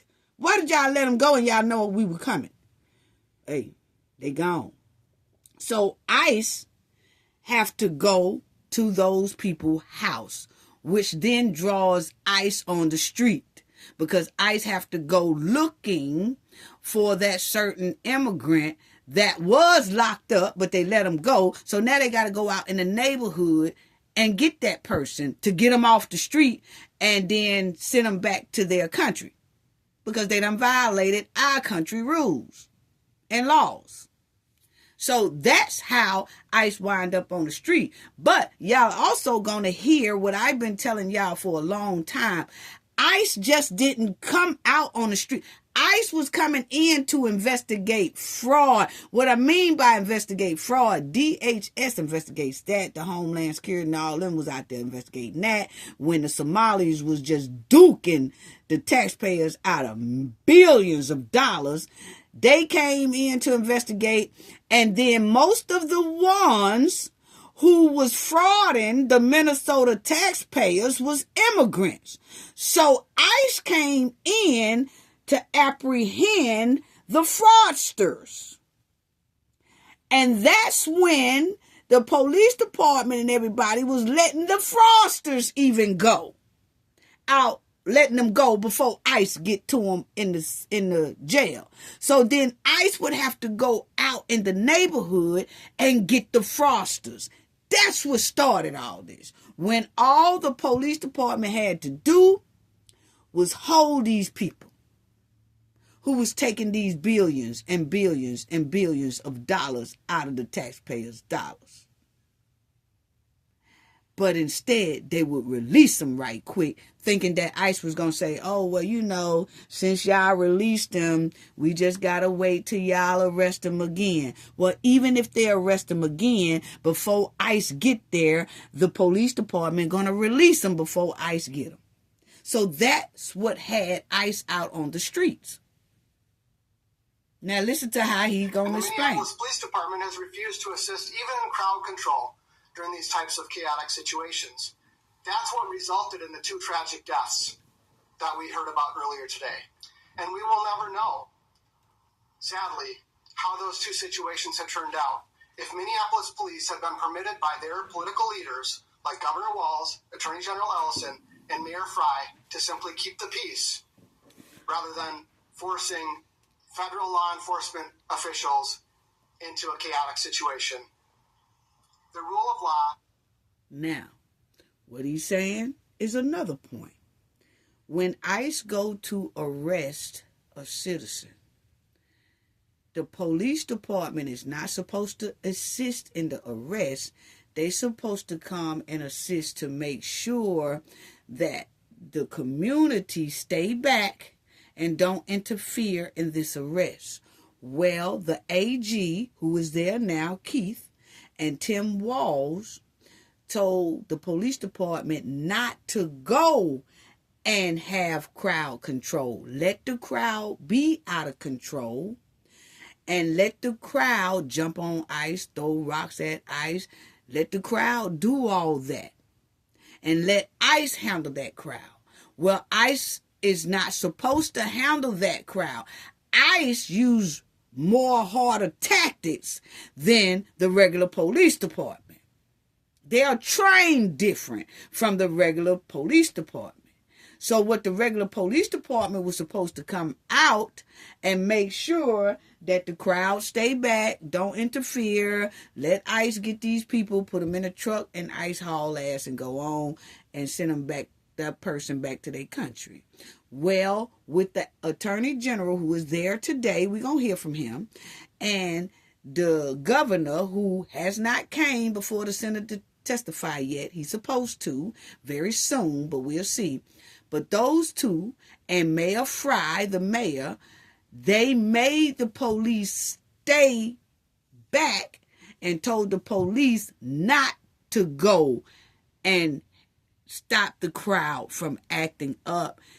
They told the police not to go and be a shield between the protesters and ICE. So that made just ICE and the protester have to interact every day, which is not good. So if you look at it, it was the AG and the governor who wanted their citizens and residents to be hurt because they didn't want fraud to be investigated, because that's what started this whole thing anyway, their fraud. But the more chaos they can let go on in the street, the more they felt people would forget about fraud. That's exactly what it was given.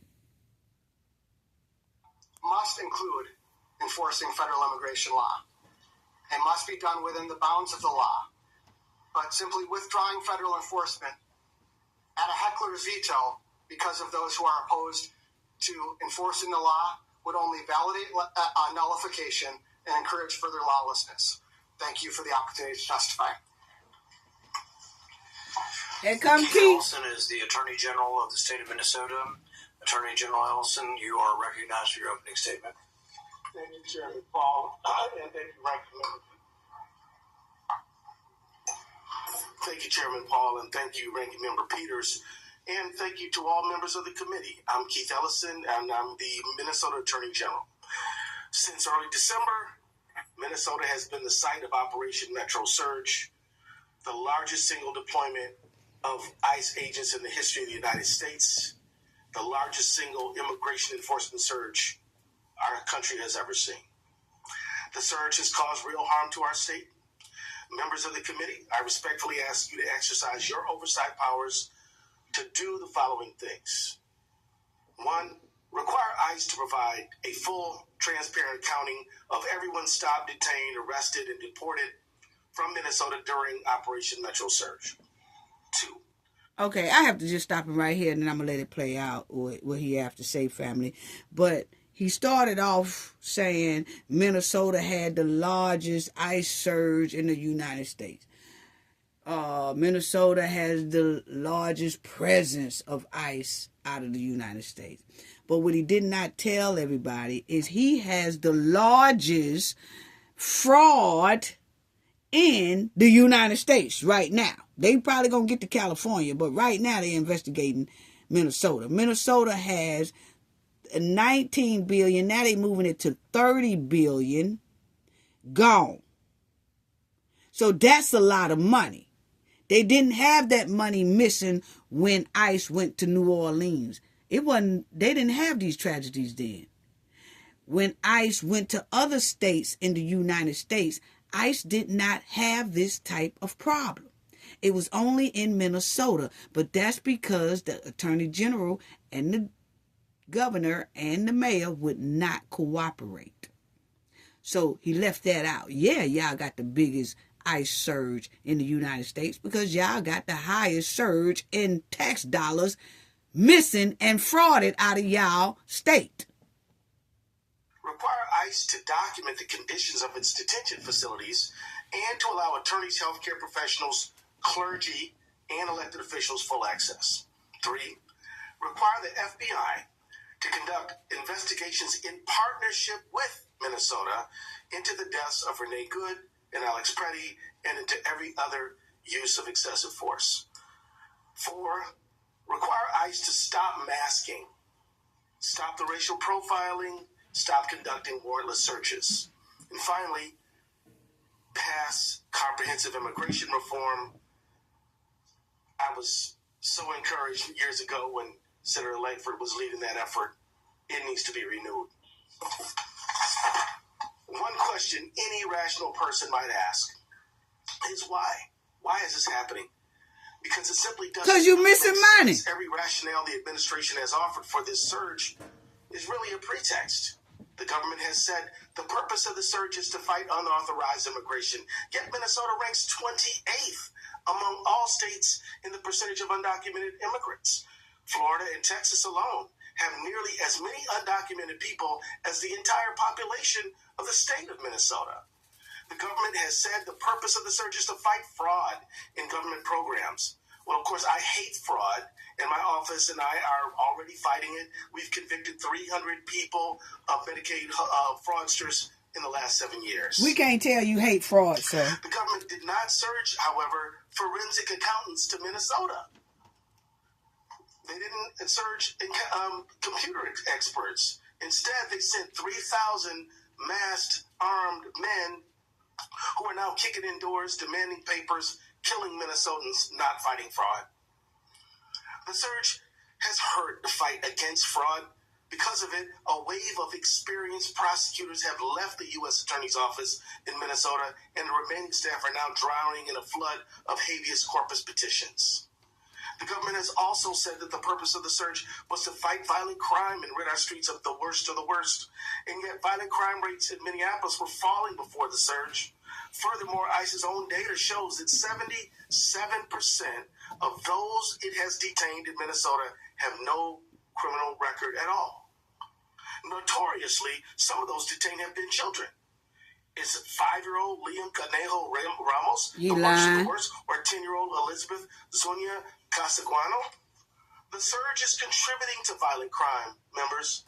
It's contributing to violent crime. 2 of the 3 homicides committed in Minneapolis in 2026 have come at the hands of federal immigration agents.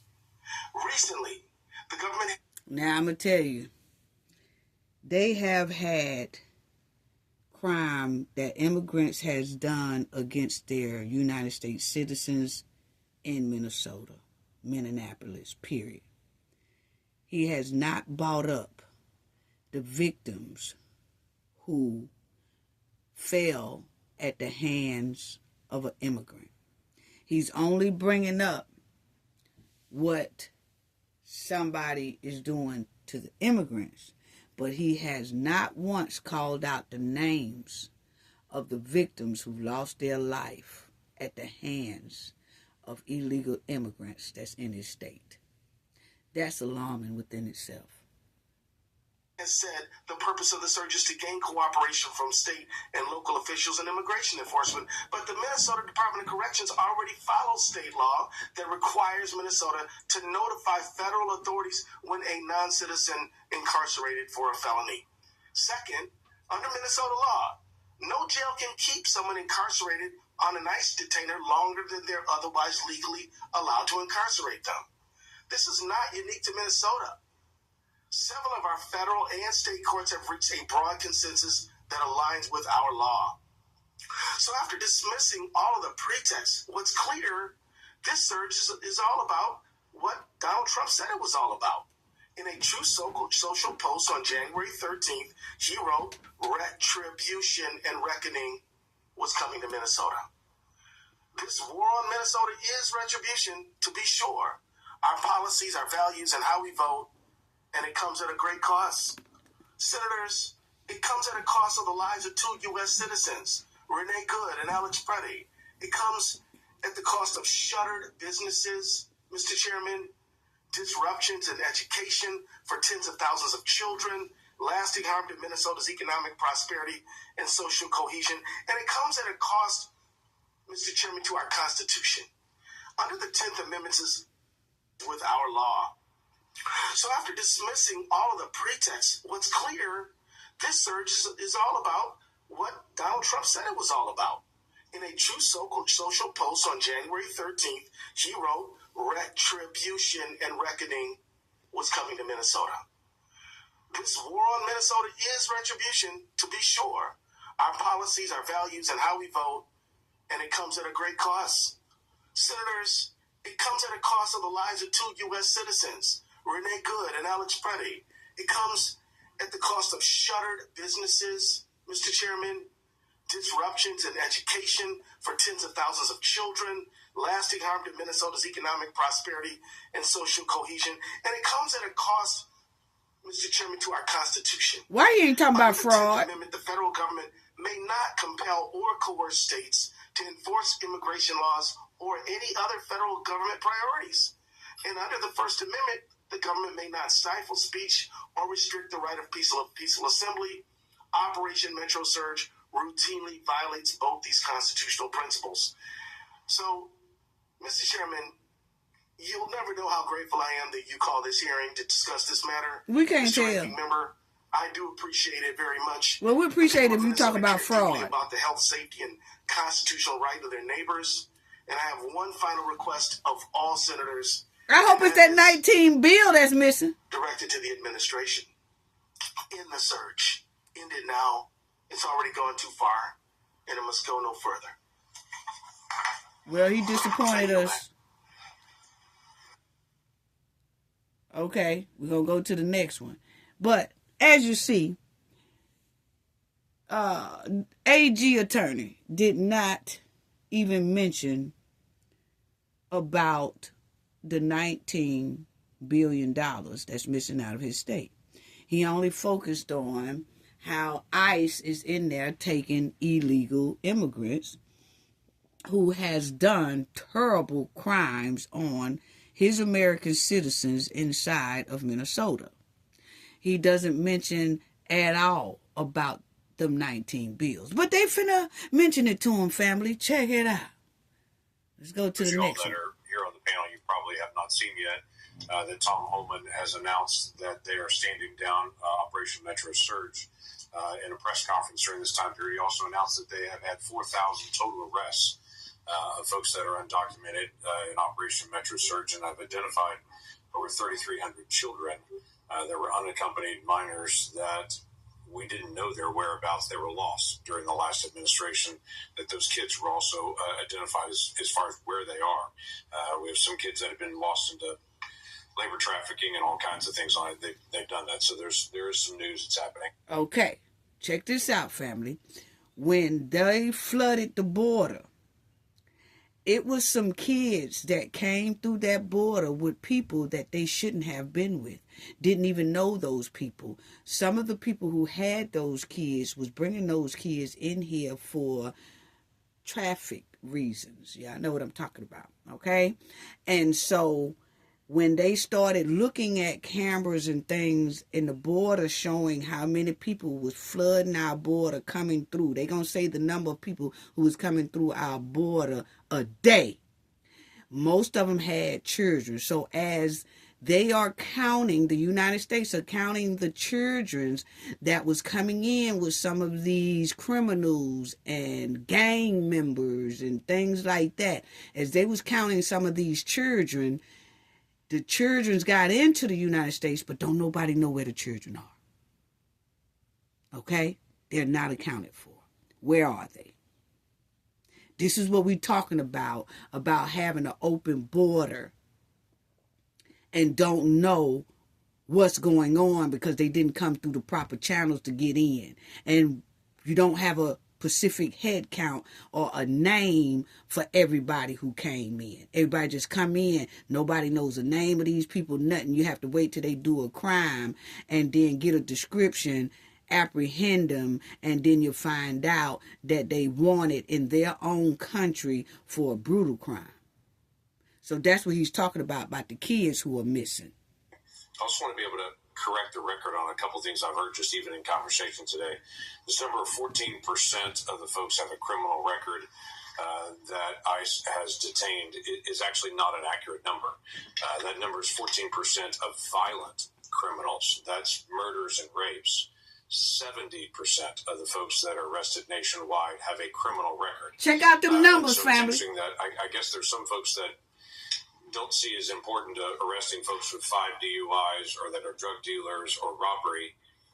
They're just interested in getting murderers and rapists out. But I would say for most people in my state, if they have a criminal record, they're interested in those folks being removed from the country. So 70% of the folks have been arrested nationwide by ICE in the past year do have a criminal record of some point, not 14%. Attorney General Ellison, you and I served together in the House years ago together, so we've known each other a long time on it. You made a comment earlier about me trying to be able to work to be able to solve things. During the Biden administration, I made it very, very clear. I'll work with anybody that will stop the chaos that was happening at our border during that time period. At the time, I was working with the Biden administration trying to find a solution with 12,000 people a day that were illegally crossing our border a day. Yeah, I heard that. Almost none. 12,000 people a day was coming across our borders. Check this out. None of them had any background checks at all. Hold on. At all. We literally had no idea who they were, and we had 70,000 people that even the Biden administration identified as special interest aliens coming from areas of known terrorism, but we didn't know who they were. 70,000 just in 2024. So you are correct. I was willing to work with anyone to try to make that stop because it was absolutely out of control. I look at what's happening in Minnesota, and it's been a great conversation trying to just figure out things. ICE did a surge in New Orleans. This didn't happen. It didn't. ICE did a surge in North Carolina. This didn't happen. It didn't. When I look at my state and other states in the cooperation, there are right now about 1,200 jurisdictions in the country that have a 287G agreement with the federal government on honoring detainers and working to be able to partner together. There's 1,400 total agreements of some kind of memorandum of understanding with ICE and with local law enforcement across the country. But what I'm hearing from you is in Minnesota, a 287G would not be allowed according to state law. What's the cooperation? How many 287? Now, the 287G family, that's an agreement between law enforcement and the ICE, federal agents, meaning that if you detain an illegal immigrant, you have to call ICE and let them know that you just apprehended that person. And then you have to hold them. The police department have to hold them until ICE get there. ICE don't take no more than about a week. They will come and get them. ICE comes and get them, takes them out to jail, and then sends them back where they come from. That's how most of the states in the United States do it, except for sanctuary states. Sanctuary states, they do not let ICE get them. By the time they think ICE is coming, they release that illegal immigrant back on the street to do what he already done to get in there, or they do something worse, like delete an American citizen. So that's what he's talking about.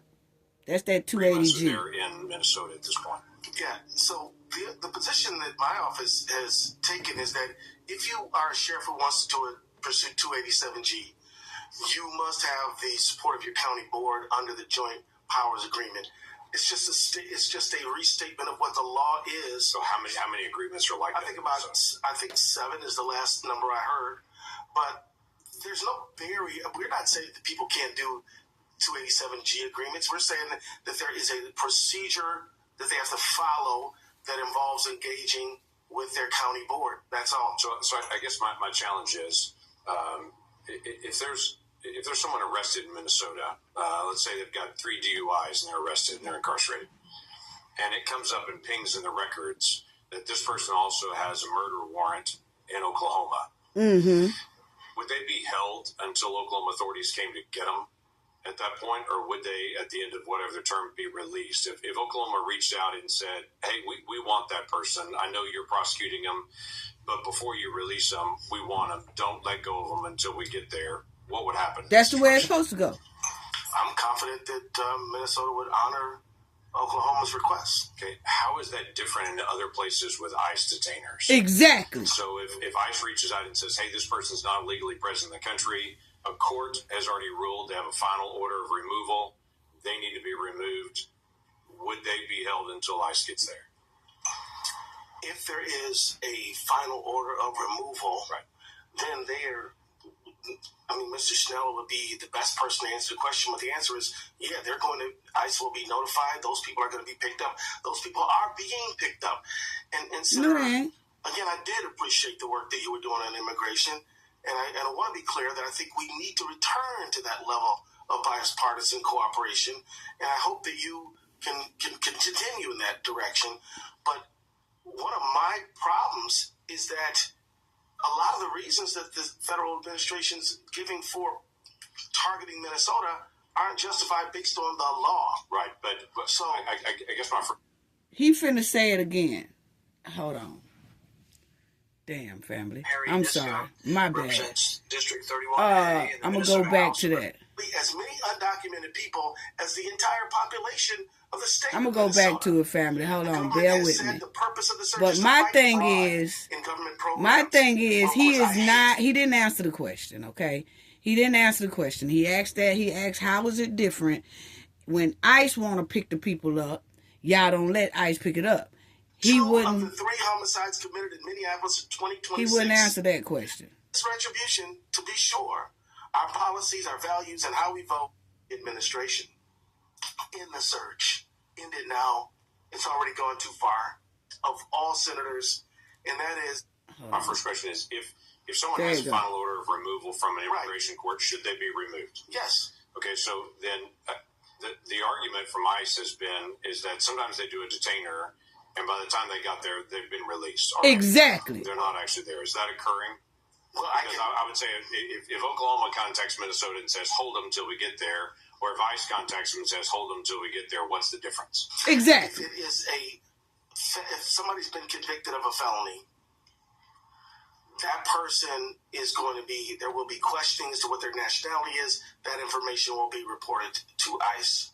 Now, under a case which is based on federal and state law in Minnesota called Esparza versus Nobles County, if the person is not convicted of anything and there's an ICE detainer that's there, then ICE has to get them because they cannot be held beyond the time that the state have legitimate reason but the to question hold is, them. He's not answering the question, family. To be able to get there, because ICE's statement is, hey, we're going to get there as quick as we can, but it takes 2 agents to come pick somebody up if they're already being detained. It takes 8 agents to go get them if they're on the street somewhere. So their desire is, hey, if you've got somebody, even if they haven't been convicted, they've just been arrested, but they do have a final order of removal, ICE is going to contact and say, hey, I want to do this. And Shaniska was just saying before that a stat of 8% of ICE detainers being honored. I want to ask you about that.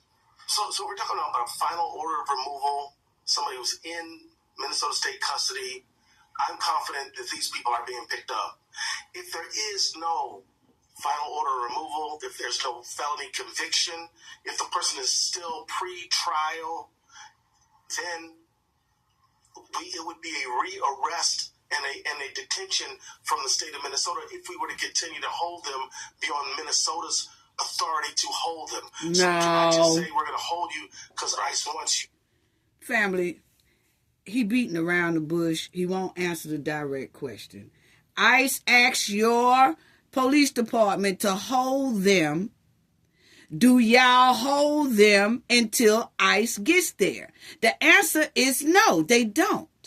They let them go before ICE gets there. He will not say that. He keeps trying to say, well, if they have another case, they'll still be there. But like if they don't have another case, they might get released. That's not how that's supposed to go, family. How it's supposed to go. If a person is illegal in this country and they are detained by the police department, that police department is supposed to hold them for ICE because the main thing is they're not supposed to be here anyway. You don't let nobody go that's not supposed to be here.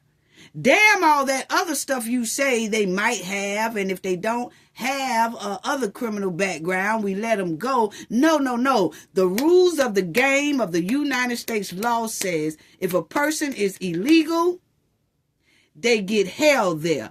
Even If you feel like they didn't do something after they get into jail, you still can't let them go because they're illegal. This is what he's failing to say. But family, because he is an AG, that is a previous attorney, he knows the law and he knows how to talk and gaslight around an answer that he don't, around a question that he don't want to answer.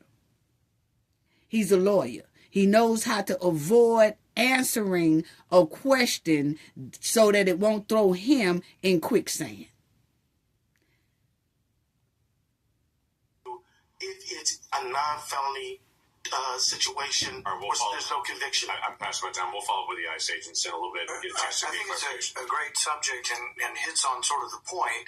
And I think if you were to issue a statement saying that final orders will be obeyed by the every county and every municipality and every police department, that final orders would be obeyed, including the final order that we now have a final order, and the guy that lives at this address, you'll send the Minneapolis police with the ICE agents to that house. But Would he you won't issue do that. Order?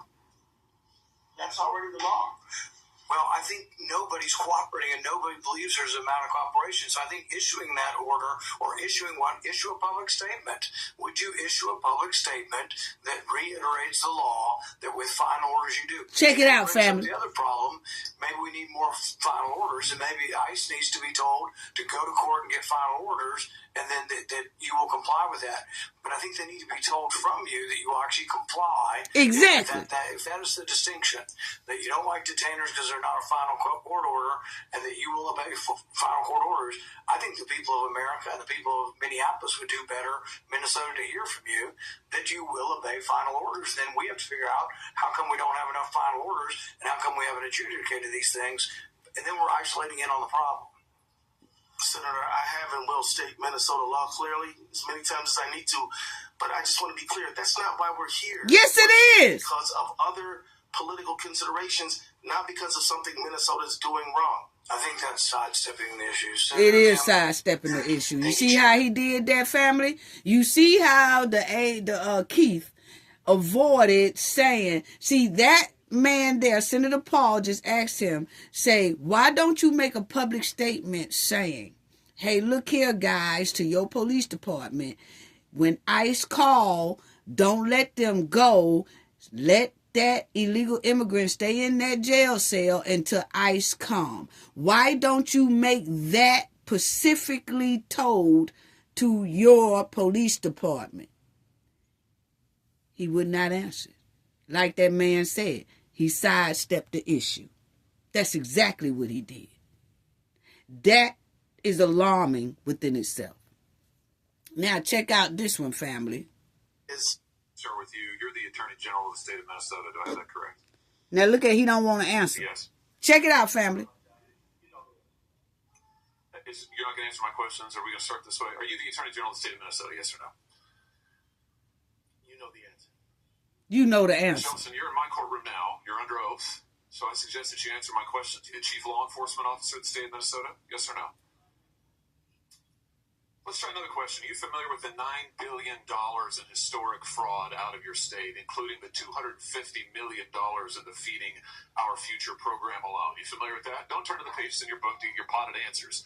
Are you familiar with it? Yes or no? Yes, I am familiar with it. Very familiar, aren't you? Because the people who ran the Feeding Our Futures program came to you in your official office in the state capitol December 11th, 2021, and asked for your help in getting investigators off their backs.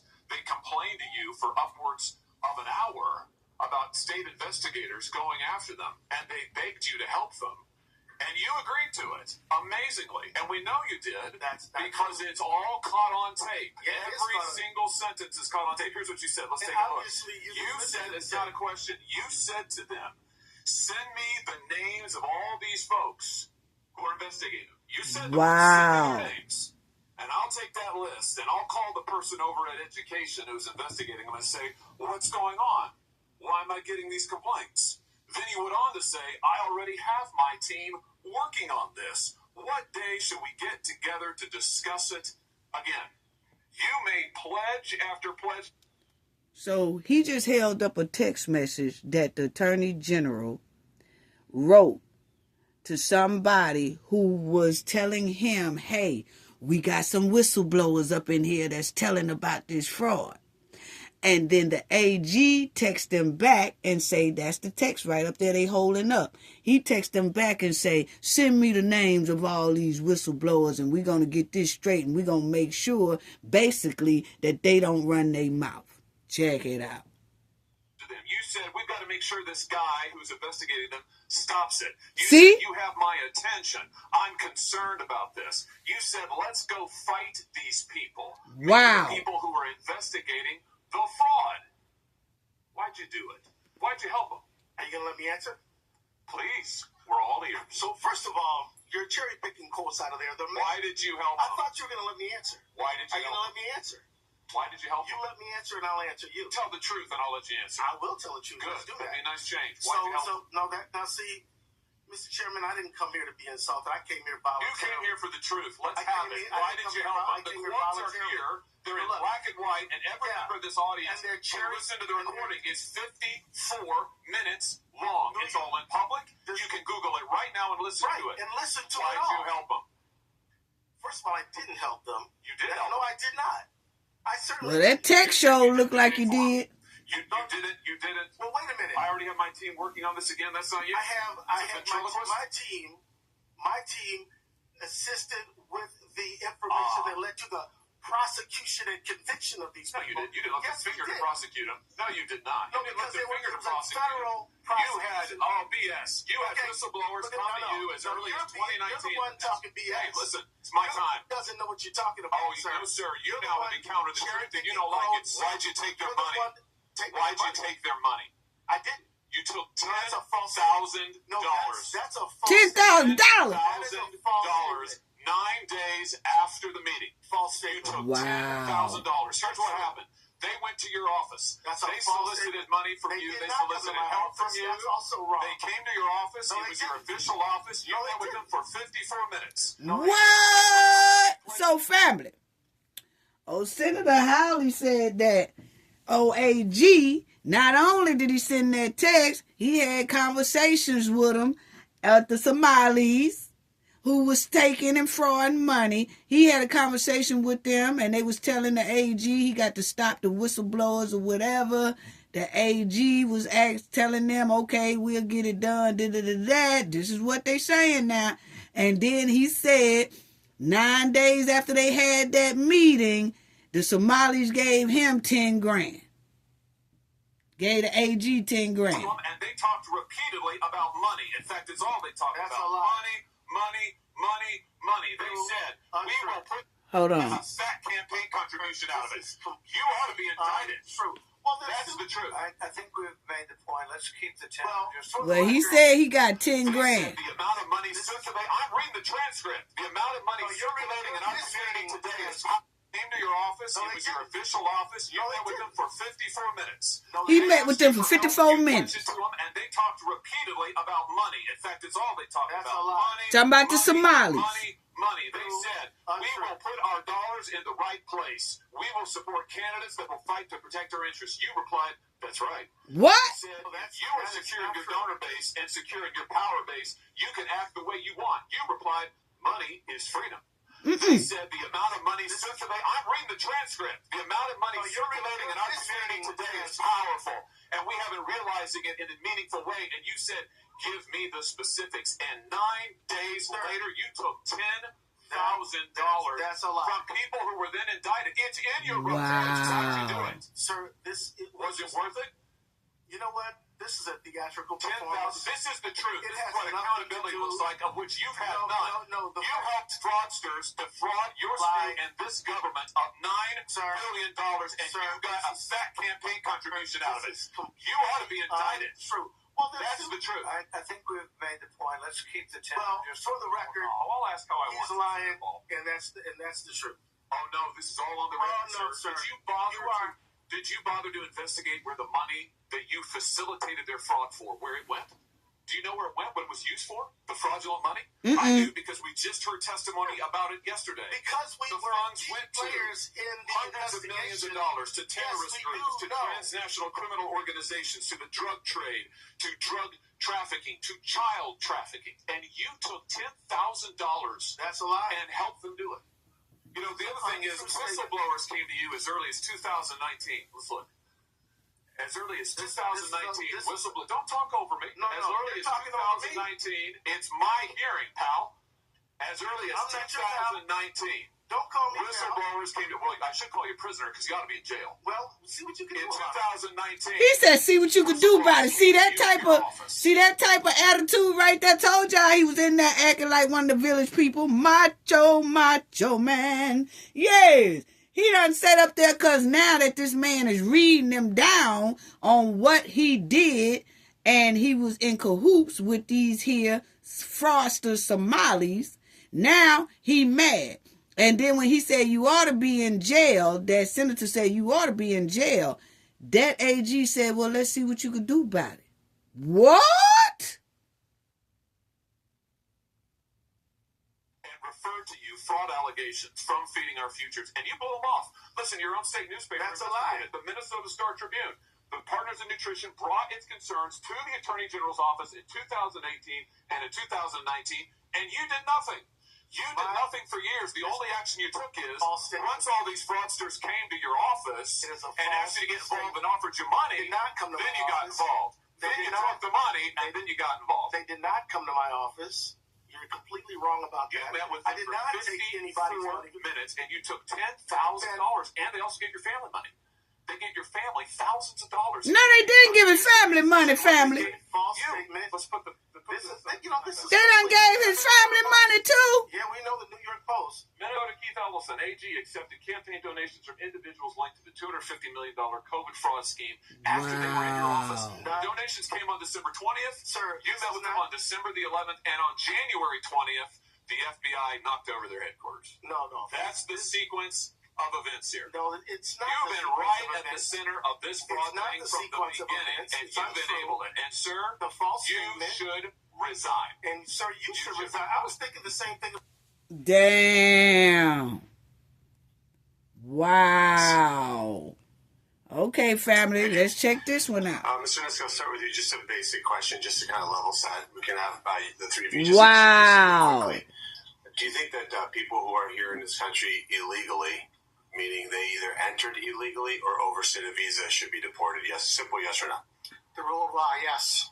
Mr. Ellison? Do they have an asylum petition pending? Your microphone. If they have a pending asylum petition, I think it should be heard. If they have some cases. You see, family, that man asked one simple question. If a person enter our country illegally, do you think they should be arrested? That first man said, absolutely, that's the law. When you get to Keith, he got all type of excuses and not just answer a simple question. But like I told y'all, family, he's an attorney. And when he don't want to answer something that's truthfully supposed to be just a quick answer, yes or no, he will beat around the bush and use some attorney gaslighting to go around the question that he's supposed to be answering. Unbelievable. For their presence in the country, I think ordinary due process should take place. Yeah, it's just from my perspective, simple. I'm not a big shot lawyer like you. Just a quick question. If you enter the country illegally or you overstay a visa, should you be deported? My simple answer is, sir, it depends. Okay, so somebody wow. Should they be arrested for breaking and entering, or does it depend? It's an entirely different scenario. How's that? Because immigration is essentially a civil, and breaking into my home is a criminal matter. Oh, okay, gotcha. So there's laws that should be enforced, so we shouldn't enforce civil violations? We absolutely should enforce them. But you just said that it's a civil matter, so it's different. So if somebody you enforce civil matters. So if somebody commits a civil infraction, it shouldn't be enforced? It should be. Okay, so they should be deported. No, they should have due process that is associated with their petition. So, okay, for example, so the act of entering the country illegally, you think we should say, well, did you really do it or not do it? It's pretty obvious that they did, right? well, I mean, it would depend on the facts of the situation. And then they might say, I just gave you the facts. They Right. entered the country without permission. but Senator, what if they had a good faith basis to say they would be persecuted in their home country and subjected to real oppression there under international law? There are provisions for them to make a case. That's a phenomenal point. Mexico and Canada, do you consider those to be safe countries or no? Generally, I do, but there are certain generally you do? Well, I mean, you border Canada. Don't insult your neighbors to the north. No, I love my neighbors to the north. So is it a generally safe country? Generally, yes. So that somebody seeking asylum could certainly be safe in Canada and Mexico, no? Exactly. Now, so like if somebody, we do know that in Mexico, which is another country I truly admire and think is a wonderful country, but they have What the senator is trying to say, and Keith beating around the bush. What the senator is trying to say, family, is people who wants to come into the United States need to come in correctly. Their first stop is either Mexico or Canada. We have that agreement with those two people. Now, if Mexico is a safe country, then they can stay there and seek asylum and go through the proper protocols to come into the United States. Not just bypass Mexico or bypass Canada and just come on in. You have protocols in those states. And those states are safe for an illegal immigrant to stay in until their paperwork get processed to come in the right way. And Attorney General Keith right there do not want to admit that. He don't want to say that they should stay in Mexico and fill out their paperwork so that they can be admitted into the United States in the proper way. He is saying, basically, the Attorney General is saying them bypassing that is simply okay. That's exactly what he's saying without saying it. Because he's beating around the bush on the question. in cases of persecution, people who have legitimate fear. People aren't safe in Mexico. Refugees cannot be safe in Mexico. Some might not be, and I think, and what I'm saying, we should have a free trade agreement with them then. I didn't say that, but what I would say, Senator, is that we should hear their petition. We should at least hear it out. We should say, is there a well-founded, legitimate fear of persecution in your home country? That can't happen in Mexico? Well, I think that she should just follow the international protocols that existed. And it is, which is that you seek asylum in your nearest country that you are seeking asylum in. Exactly. It sounds to me that your answer is no. Mr. Snell? Senator, if I were to answer yes or no, it would be misleading. And I think ultimately it does boil down to due process. It actually is pretty staggering that the easiest question that I could possibly ask is confusing for the two of you. I mean, that's decently disgusting, and I'm going to tell you why from my perspective. Exactly. I wasn't born in this country. My mom and dad had to follow the rules to bring me and my 6 siblings in the United States, and I find it disgusting that the two of you guys want to reward people who skip the line, pay drug cartel members to smuggle them across the border, are coached to say exactly the right words when they hit Border Patrol. And by the way, the people who do that, the people who are from my neck of the woods, from South and Latin America, get abused, get raped, get held at gunpoint because people like you say, oh, it's okay, maybe we'll allow them into the country, when we should have a very simple policy, which is you can't enter our country illegally and you can't overstay your visa. The fact that the two of you are top law enforcement people in your state and you can't simply say, hey, violating a civil or criminal offense is a problem, is probably the origin of why we have these issues. Let's move on for something else. Mr. Ellison, as the Attorney General of the state of the state of Minnesota, you would never get elected in Ohio. Who's Victoria Harwell? Because you haven't said her name. I'm just curious who she is. Exactly. Is there a question you'd like to ask me? I understand it. She's a very unfortunate, tragic victim of a crime. Okay, and what have you done about it?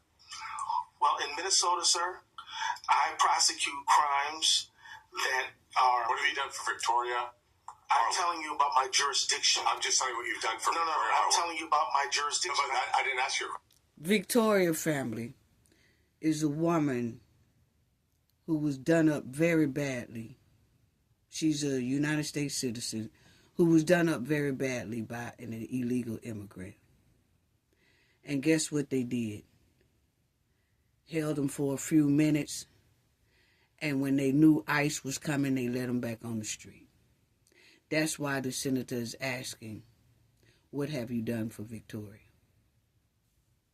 But he's quick to tell you he knew how to say Renee's name, the chick that her and ICE got into the confrontation, and the dude who had agitated ICE for about a week before something happened to him. The AG was quick to say their names, but he really didn't say anything about Victoria until this man here brought her up. See, that's what we're saying. American citizens who get done up by illegal immigrants, we never hear their names on the news. We only hear the names of they saying immigrants who are victims, but they won't say anything about the United States victims. So it's given that they are prioritizing the immigrants before United States citizens. That's what is given. Question about your jurisdiction. If I did, you could answer that one, but I haven't. So just tell me about Victoria Harwell. Just tell me what maybe the answer is nothing, which is fine. Just tell me what you've done for Victoria Harwell. We have done everything that the law allows us to do. Okay. And she's an American citizen, right? I say so, yes. You haven't even bothered to look into who she is? No, sir. What I'm telling you is that I don't know, what her nationality is. It doesn't mean I don't know anything. It means I don't know that. Well, thank you for your concern for the Harwell family. It's obviously pretty sad that the Attorney General of the state of Minnesota has not even bothered to understand who she is. You haven't mentioned her testimony, but you certainly know who Renee Good and Alex Preddy are. I do. Yeah, so obviously your priorities are clearly obvious. Tell me Exactly. about Israel. What happened there? Well, my dear friend of mine is the lead rabbi at Temple Israel. Could you just answer my question, please? Well, a lot of things happen there. Do you have something in mind you'd like to bring up? Yeah, any particular... I'm going to tell you, that was very heartbreaking just now. To hear that Attorney General was quick to say the other people name who had the confrontation with ICE, but he really didn't give a damn about the ones who died at the hands of the immigrants because he didn't even bother to know what type of nationality he was. And in my opinion, I think he did know she was a United States citizen. He just didn't want to say it because his priority is to uphold the immigrants, not the United States citizens. That's heartbreaking. That's exactly what that testimony gave. That's heartbreaking. Incidents happen of anti-Semitism? There have been acts of anti-Semitism there. What have you done about it? Of which I oppose vigorously. We've supported local law enforcement doing the right thing in those communities. Let me tell you, you're asking me about a place I know a lot about. I've been to Temple Israel an untold number of times, and so if they ever have any security concerns, that is a concern of mine. And absolutely. So what have you actually done differently to help fight anti-Semitism in Minnesota? I speak against anti-Semitism. I condemn it as repugnant and wrong. Let's pause there. You speak against anti-Semitism. Will you condemn Louis Farrakhan's comments saying that Judaism is a dirty religion?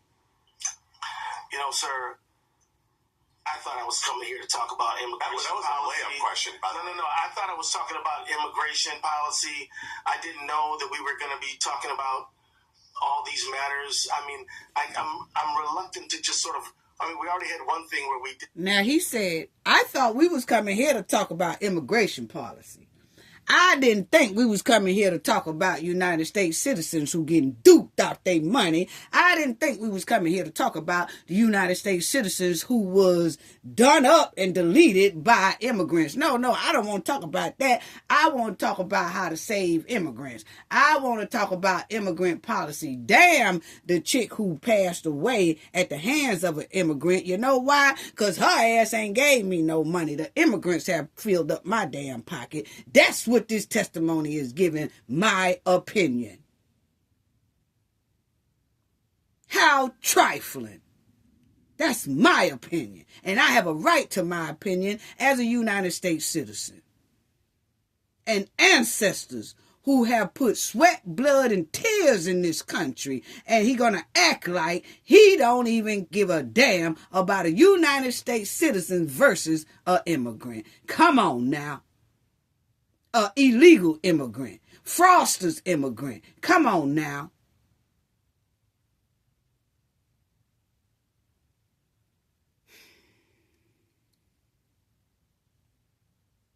Mention immigration policy at all. I'm fine with you asking about questions around asylum and things like that. That makes a lot of sense to me. But now we're going off in all kind of different directions. I think there should be some scope to this hearing. And so, thank you for your interest. And we both share a need to condemn. A few of my colleagues have gone over time, Mr. Chairman. So I find it disgusting that we would have a witness who's the Attorney General of the state that will not condemn the fact that somebody said that Judaism is a dirty religion. The fact that we have a witness of that low caliber here before the United States Congress is an insult to this institution. I'd like to put a finer point on one of the things you asked, too, because the responses were that they say, well, due process hadn't been completed. Okay, let's go to the next one. He was asked, too, because the responses were that they say, well, due process hadn't been completed. Let's say due process is completed. There is a final order, but the person isn't accused of any crime. Their only crime is being in the country illegally, as Senator Moreno did. Mr. Schnell, would you advise the Minneapolis police to assist in a final order? Their only crime is that they're in the country illegally. Senator, if there is a judicial order, absolutely, we should. What is all this judicial order stuff? Certainly. Okay, see, I think that's unclear. Not maybe from Mr. Schnell's point of view, but I think from the edicts and things coming down, I don't think it is clear. People have the feeling that you don't want any cooperation with ICE on someone who's here in the country illegally. So I think as we look at this, if we only say, if we're Democrats, we only say, oh, it's ICE, ICE, ICE, and we don't say, well, that the cooperation had anything to do with it. And I'm not saying it justifies any kind of bad behavior, but I really haven't gotten the feeling, and I know it's been contentious, but I haven't gotten the feeling that you're willing to accept some responsibility for the lack of cooperation escalating this problem. Exactly. Can I respond, Senator? Yeah. Before Operation Metro Surge,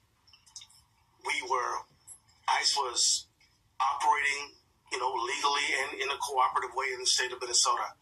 People may not like the way they were operating, but they were operating legally and with cooperation.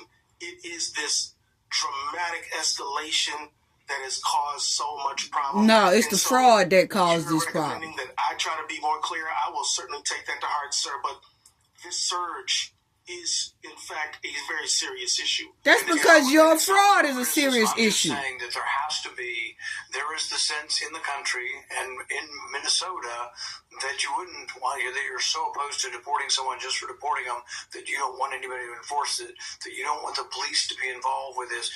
And so I think it is necessary, if you do believe the police should cooperate, to say publicly the police of Minneapolis will cooperate. It's going to be the way we're going to get to less ICE here by having 10 police officers go with one ICE agent to arrest people, but that you're for that. And I can't tell you what to say. I'm just saying I want less tensions. I don't want more people to be, unjustifiably injured or killed. So it's a thought. I'm sorry I interrupted, Senator Ernst. Thank you, Mr. Chair, and thanks to all of our witnesses for being here today to testify on government oversight. So while I won't be focusing on ICE and all of those issues, those are significant issues, I do focus on a lot of issues that come down to fraud within the federal government. So again, want to thank you all for being here. Really appreciate your time. So I'll set the stage. We have a lot of families like mine that live in Iowa, Minnesota.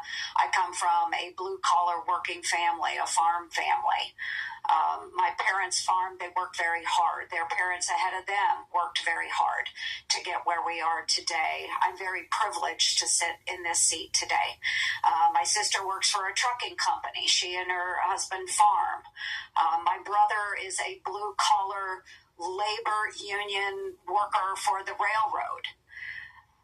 Every one of their tax dollars needs to be protected because they work darn hard.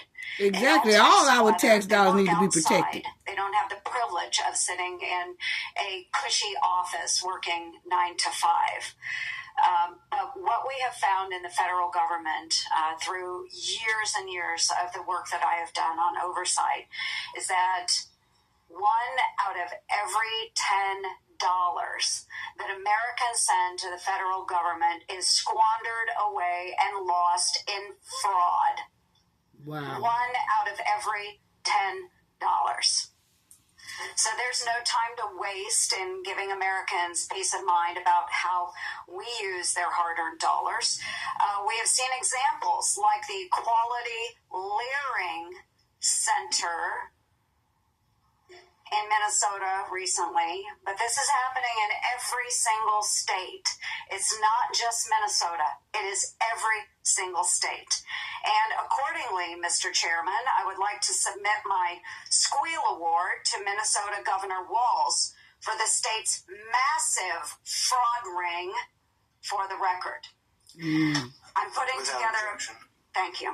I'm putting together a package of pragmatic, bipartisan proposals because I have friends on the other side of the aisle that see this as a massive scam against the American public.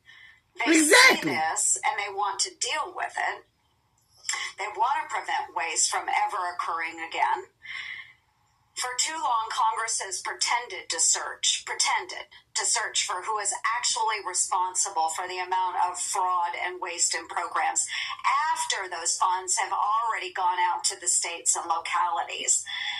It's almost like a problem Scooby-Doo and the Mystery Gang might face. So right here, folks, while the mystery is solved, Congress is responsible.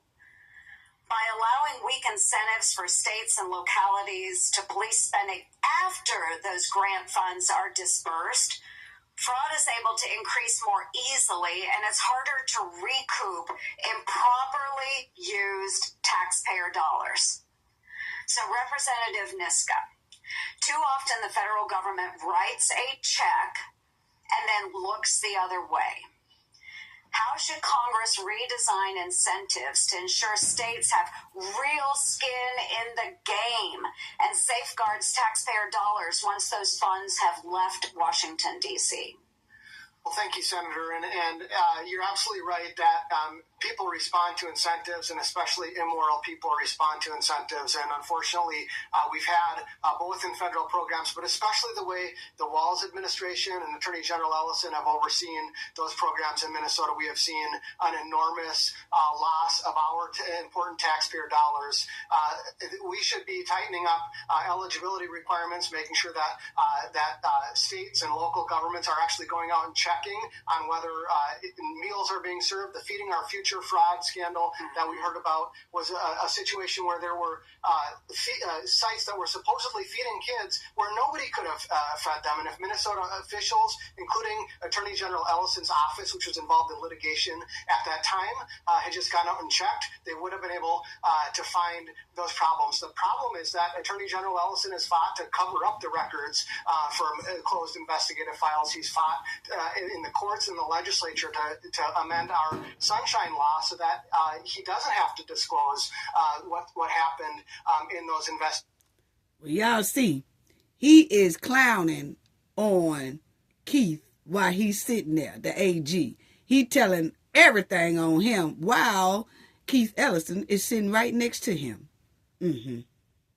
You don't care nothing about it. And that needs to change as well. But absolutely, the federal government needs to be overseeing our taxpayer dollars and making sure that states who are administering those programs are doing it better than Minnesota has done. It's been a complete failure. Yes, thank you. And Attorney General Ellison, under your watch, unfortunately, Minnesota has achieved the largest COVID fraud scheme in American history. Wow. Under your watch, those whistleblowers who brought attention to the fraud and waste in your state faced retaliation. Under your watch, billions of tax dollars intended for unemployment insurance, supporting hungry children, just as described, children with autism, providing housing for the most vulnerable, keeping small businesses afloat through COVID, and more were instead, all of those dollars were funneled away into fraudulent schemes. So last month in an interview with CNN, you were asked if your office has done enough to stop the fraud. And you responded, "Of course we've done enough." And this is a quote, "Of course we've done enough. And we're doing more every single day. This is a political matter. This is not a serious thing." Wow. Those are your words. He said it ain't a serious thing. How do I go back to my hardworking brother and my hardworking sister and every other American who's going out there and then sending their taxpayer dollars to Washington, D.C., only to have it squandered away in fraud? How do we respond to them? And how do we recoup those dollars from these programs that Minnesota should have been overseeing? Senator, thank you. I really do believe that you're sincerely, earnestly trying to look out for taxpayer dollars. And I'm here to tell you that, of course, we're here to hold people accountable who committed fraud. I've prosecuted and convicted over 300 people since I've been the AG for Medicaid fraud. So I'm with you. No, you didn't. The feds did, not you. What I was saying in that interview is that rather than coming together on a bipartisan basis to stop fraud, the matter has been turned into a political football, which I bet you probably would agree it shouldn't be. We should come together to protect the public dollar, and it shouldn't be somebody's campaign ad. What we should do is do it together. So what are we doing? First of all, you should know that I can only prosecute crimes that the county attorney gives me or that the governor assigns me. I do not have authority to just prosecute anybody I want. Yes, and I am over time. Okay. Thank you for that. But I'm here to help. I'm here to work with you. What we need is your governor then to step up to the plate. So Keith just threw the governor up under the bus, family. He gonna say he can't prosecute nobody unless the governor tells him to do it. So if the governor doesn't tell him to process none of these fraudsters or hold these fraudsters accountable, then he's not going to do it. So that's when the lady said, well, we need to hurry up and get your governor here. Any crime that needs to be prosecuted, it needs to be done. The American taxpayer is tired of their dollars being funneled out of their pockets into scammers' pockets. I think you're right, Senator Benny. Thank you. Thank you. Now listen to this one. Now this chick right here, family, this chick right here used to be an attorney general too. Just like Keith is an attorney general for Minnesota. Well, this lady was a AG for her state before she got into the Congress seat. So she gonna battle with Keith because he gonna try to use, like I said, his lawyer expertise to try to go around questions that she want him to answer, and she gonna flip his ass right back because she know what she doing because she was an AG at one time too. I think this is one of the most pressing issues facing our country, and it is the most pressing issue facing our country because of what we saw over the last 4 years. On a conservative estimate under the last administration, 11 million people flooded. I I would argue, were pushed into our country. 11 million people system under the Biden administration. across the border. Some estimates have it up to 20 million. Many of those didn't even come through checkpoints. They just came across without any sort of checking in, without any sort of claiming, without any sort of process. And many of those had criminal histories before they even got here. And I know this was a hard question to answer, but it should be an easy one. Mr. Ellison, you are the Attorney General of the state of Minnesota. I'm not. What question is that, Senator? You're the Attorney General of the state of Minnesota. I of course am. Obviously, that's how I was introduced. You didn't answer Senator Hawley, so I'm just trying to get that on the record. I will easily answer. Not only am I the newest United States Senator, I was the Attorney General for the state of Florida. Easy answer. She's the AG for Florida. So I'm going to take us back to 2021 when Biden reversed precedent of Democrat and Republican presidents going back in modern history and changed whether or not they were going to deport people here illegally that had committed felonies. Do you remember when that executive order came out where they said very specifically they were changing whether or not they would be deporting people here illegally committing felonies? Do you remember that? I cannot say I have a tight recollection of that. I remember it because I was the Attorney General, which is often referred to as the top cop or the top law enforcement official or prosecutor in a state. I remember it because I was desperately getting calls from sheriffs around my state saying, I have somebody in here for burglary or drug trafficking, whatever. They are canceling detainers. Do you remember anybody coming to you and saying they're canceling detainers? I remember we had a robust conversation around a range of issues, and what we did is evaluated Minnesota law and shared that information. And what I mean by that is under the Biden administration, Mayorkas and everybody that was working on immigration started systematically breaking down the border.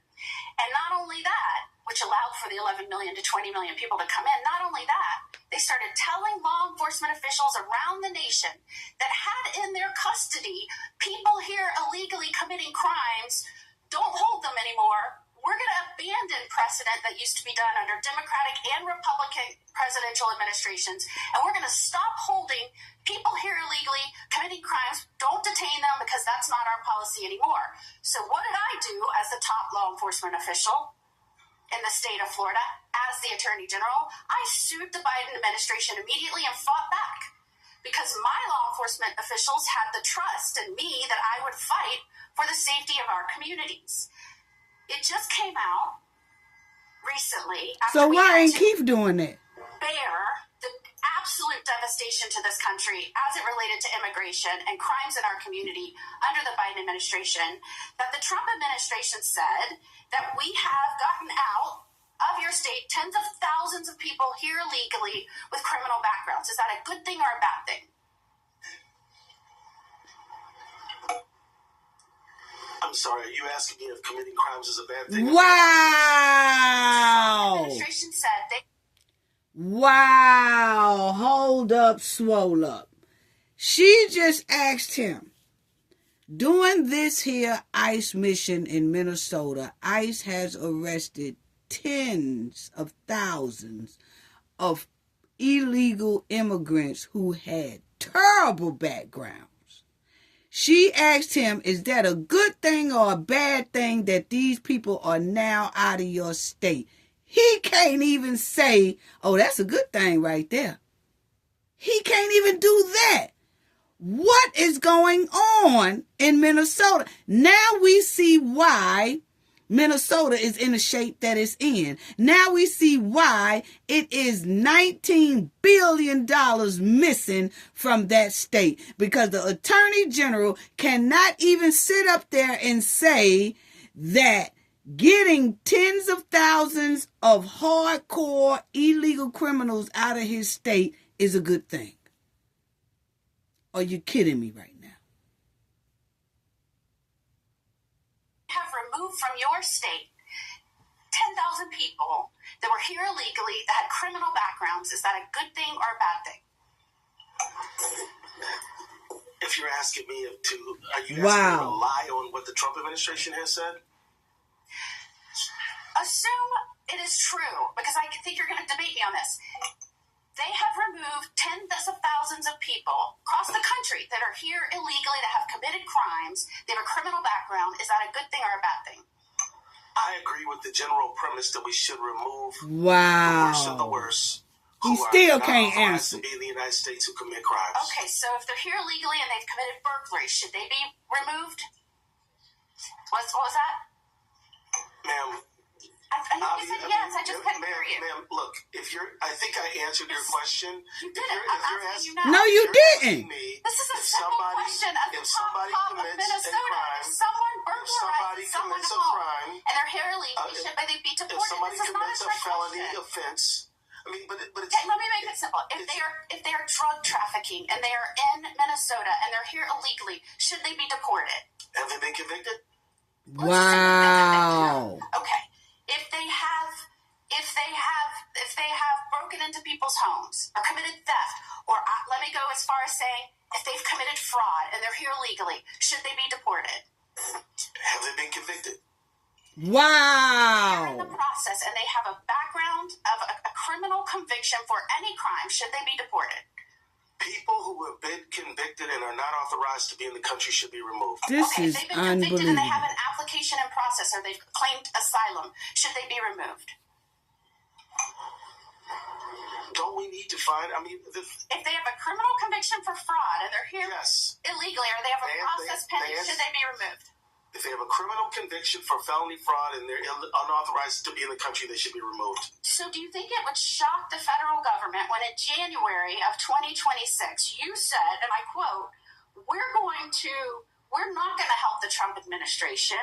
We're not going to devote the resources of our state to help the Trump administration. That's not our business. We're not going to help them. We're not going to do their bidding. I'm glad you asked me. Hold on.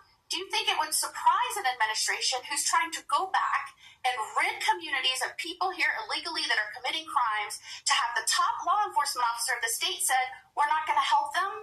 Wow. So, Senator, here's the thing. The federal government is a government of limited and enumerated powers, among them immigration enforcement. Do you think you should help remove people here illegally that have committed crimes? Should you help the administration? We should obey Minnesota and federal law. That's what we should do. Does it surprise you that you said you think you have 7 counties that have... Well, see, he can't get around her family because she's an attorney general too, or used to be an attorney general. So she know exactly what gaslighting game he's trying to play. He's trying to play on her top. He can kind of try to do it with the rest of them, but because she has the same degree and the same title as he have, it is hard for him to try to maneuver her. That's why she's talking like that. Entered into 287G out of 87 counties, 7. Would it surprise you that Florida has every one of our counties signed up to help the administration rid our communities of those that are here legally committing crimes? It would neither surprise me or not surprise me. Does it surprise you that you're having all of these problems in Minnesota because you have a top cop that won't help rid its community of those here illegally committing crimes? Exactly. You know what? It's a tale of 2 states, a tale of 2 attorney generals, and how this is all playing out. It should surprise no one in this country. And in fact, let me go a step further. It should surprise no one in this country that the problems that we have had in your state as a result of a top cop not working with law enforcement to make its community safe and rid people here committing crimes, that you're seeing what has played out. And let me just say, that's actually wrong. That's actually quite wrong. You cannot have an attorney general certainly disagree with that. post pictures supporting Antifa with an expectation you are going to have a civilized, stable, safe community that works with federal law enforcement to deport criminals here illegally committing crime. That is a joke, and it is also the reason why you have a crisis in law enforcement ranks. You have such a high vacancy rate in your state because no one that wears a badge and does these dangerous jobs believes that their top cop supports them. And as the wife of a law enforcement officer, I think that is a shame, and your state deserves better. Senator, I thought we were going to have a real conversation. That is a real conversation. Now I know that you don't really want one, so... Wow. See how he gaslighting? See how he gaslighting? He said, I thought I'd come here for us to have a real conversation, and since you won't have one, then we just won't have one. That's gaslighting. She tried to numerous of times to get him to say getting 10,000 illegals out of the state that has done terrible crimes, is that a good thing or bad thing? He couldn't even answer that. But now he's going to flip it and gaslight like she don't want to have a conversation when he wouldn't even answer any question that she was having or gave him to really have a conversation or open, truthful conversation. He was avoiding that. But now he's going to gaslight and play on everybody top like now he's playing the victim. Boy, he playing that victim good like his Somali friends. That's what it's giving. Wow. He wouldn't answer no questions. He would dance around the questions. And now he want to say, oh, y'all don't want to have a great conversation. Wow. Be providing testimony? They've been taken for the record. They've been taken for the record. They gave the same public testimony yesterday. Oh, I wanted to hear from them. Okay. So there was a real disconnect in our... So now, this family is ICE. The ICE guy who's over ICE, okay? And he's here to testify about ICE. Now, remind y'all everything that y'all heard the Attorney General Keith say. After this, then we'll close out. I just wanted to bring this point across. Remember everything that the Attorney General of Minnesota was testifying. Every time they asked him, hey, if the police detain an illegal immigrant for doing something wrong, would you let ICE come in and get that person? And he kept saying, well, have they been convicted? Or had they been convicted? Or I don't know, if they had a past criminal record, then we can hold them. But if they didn't and they done took care of everything they need to take care of with us, we let them go. He was putting it like they can't hold immigrants, illegal immigrants, if they do something bad. Okay? He was acting like it had to be a court order, a court order, a court order. And that's not how the law goes. The law goes, if anybody is in here illegal, I don't care if they was jaywalking across the street. If the police get them, run their name in, or whatever, or they can't produce any documents, and it turns out that they are illegal immigrants, they are supposed to be held for ICE and go back to where they came from once they go with ICE. The law is simple. But the AG was making it difficult by dancing and kept saying, are they convicted, are they convicted? So this is here that y'all are getting ready to hear. This is the ICE agent explaining, and the senator explaining how the law really supposed to go, that the AG was dancing around and did not want to tell full truth. In terms of Congressman Hammer and the representative from Minnesota State Legislature versus the Attorney General and fellow in charge of prisons, in terms of the level that Minnesota was cooperating with ICE and with Customs Border Patrol. Were you listening to that opening panel? Yes, sir. So I'll start with you, Commissioner Scott. What would you agree or disagree with in terms of what was said in that first panel in terms of the cooperation or lack of cooperation? Because according to Attorney General Ellison, said they were perfectly cooperating and there shouldn't have been any problems here. And I think that the statement he used is it was because of the unprecedented nature. Let me get the. Now, just again, it was because of the scale of the surge that's what caused all the problem versus Minnesota cooperating or not cooperating.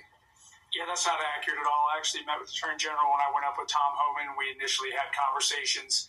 The reason that CBP surged a bunch of resources into Minneapolis is because ICE couldn't go do arrests without being violently assaulted, and they were not getting support from state and local law enforcement. So talk about the kind of arrest, because we heard from here, and quite honestly, I didn't get the complete answer from the fellow from the prisons, where he said, as long as there's a judicial order. And I was wondering, does he mean from an Article 3 judge? Or is he talking about the administrative law judges that we use for enforcement of ICE? So was that a distinction? Were they only going to honor, are they only going to cooperate with Article 3 judicial orders? Or did they concede the fact that we handle federal immigration law through the administrative law judges? So I would defer to ICE on what the normal processes are. Mr. Lyons. Okay, now this is I can ICE. speak to that. It's both, sir. Judicial and administrative. They did not cooperate at all. I can give you an example. Well, please give me multiple examples. I can give you an example where ICE, enforcement removal operations and Homeland Security investigations, we did execute a criminal warrant for an individual from Ecuador who fled the state of Connecticut, that was wanted for the state of Connecticut for a rape of a 14-year-old minor. Wow. He did have a murder warrant from Ecuador, and we did not have any cooperation with that. Going back to the surge part, we did have that. Just describe no cooperation. I mean, So he's telling how that attorney general that just finished testifying did not cooperate at all. Him, Tim Walz, or Jacob Fry, the mayor. They was doing everything they can to fight against doing everything by the law. So we had to walk through here. So you got this warrant on somebody who's, convicted or I guess convicted of a violent crime or just wanted on a violent crime. I mean, to be specific, to talk about this instance. This incident, sir, the subject was wanted from the state of Connecticut, fled the state of Connecticut after a detainer was not honored in the state of Connecticut. He was wanted for rape of a 14-year-old minor. But he wasn't convicted. They made a big deal about, it's got to be a convicted criminal. No, sir, it was an actual criminal warrant from the state of Connecticut. And that subject was also wanted on an Interpol warrant because he was wanted for homicide in his home country. Wow. And he was also illegal reentry, 8 U.S.C. 1326. So you understand the point? Again, they were making a big point. It has to be convicted. A.G. Ellison kept saying, well, is this person convicted of the crime? Well, sir, I think we have to start first. Is the person even supposed to be in the country in the first place? Exactly. Exactly. So what this senator is saying to ICE, I just want y'all to make it clear, because the Attorney General Keith Ellison kept saying, well, had it been convicted, or had it been convicted, or is there a warrant, or is there something, or is there that? Because he's trying to make up excuses why he or his state is not holding the illegal criminals for ICE to get there. He kept saying, oh, well, were they convicted? Or, did they have a warrant? Or did they have it? I said, first of all, the main thing is this person supposed to be in our country? The question is no, because they came in illegally. If the question is no, all that other shit ain't even supposed to be brought up. They supposed to be just held because they are illegal, not even supposed to be in this country. They supposed to just be held until ICE get there. Damn all the have they been convicted. That you ain't even supposed to get to that point because they ain't supposed to be here anyway. Wow. Well, I'm just trying to point out, is that a valid criteria? No. The Attorney General Ellison was talking about, well, as long as this person's been convicted of a crime, that's not required, is it? No, sir. The person's here illegally. There's a warrant from a different country as well as from the state of Connecticut. So for this individual, what did Minnesota not do?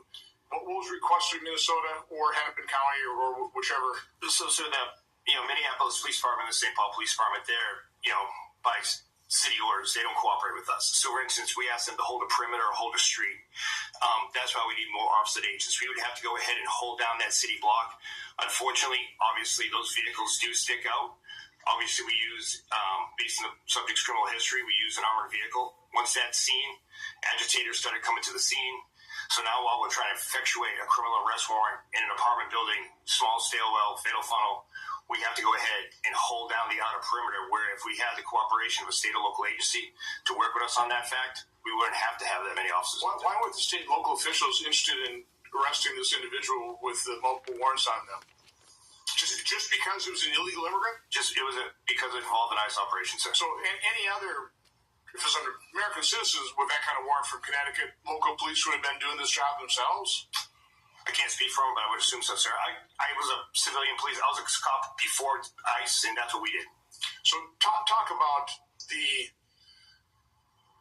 violence, the threats, the doxing against ICE officers. Because again, that's where I've got a great deal. Now he's going to talk about the threats ICE was getting. They've had their vehicles rammed, rocks thrown at their vehicles, doxed. On Central America, I found out that if you're coming to a police chief, you get a DVD from the friendly drug cartels with your children and wife going into school and going to church. I mean, it's an explicit threat.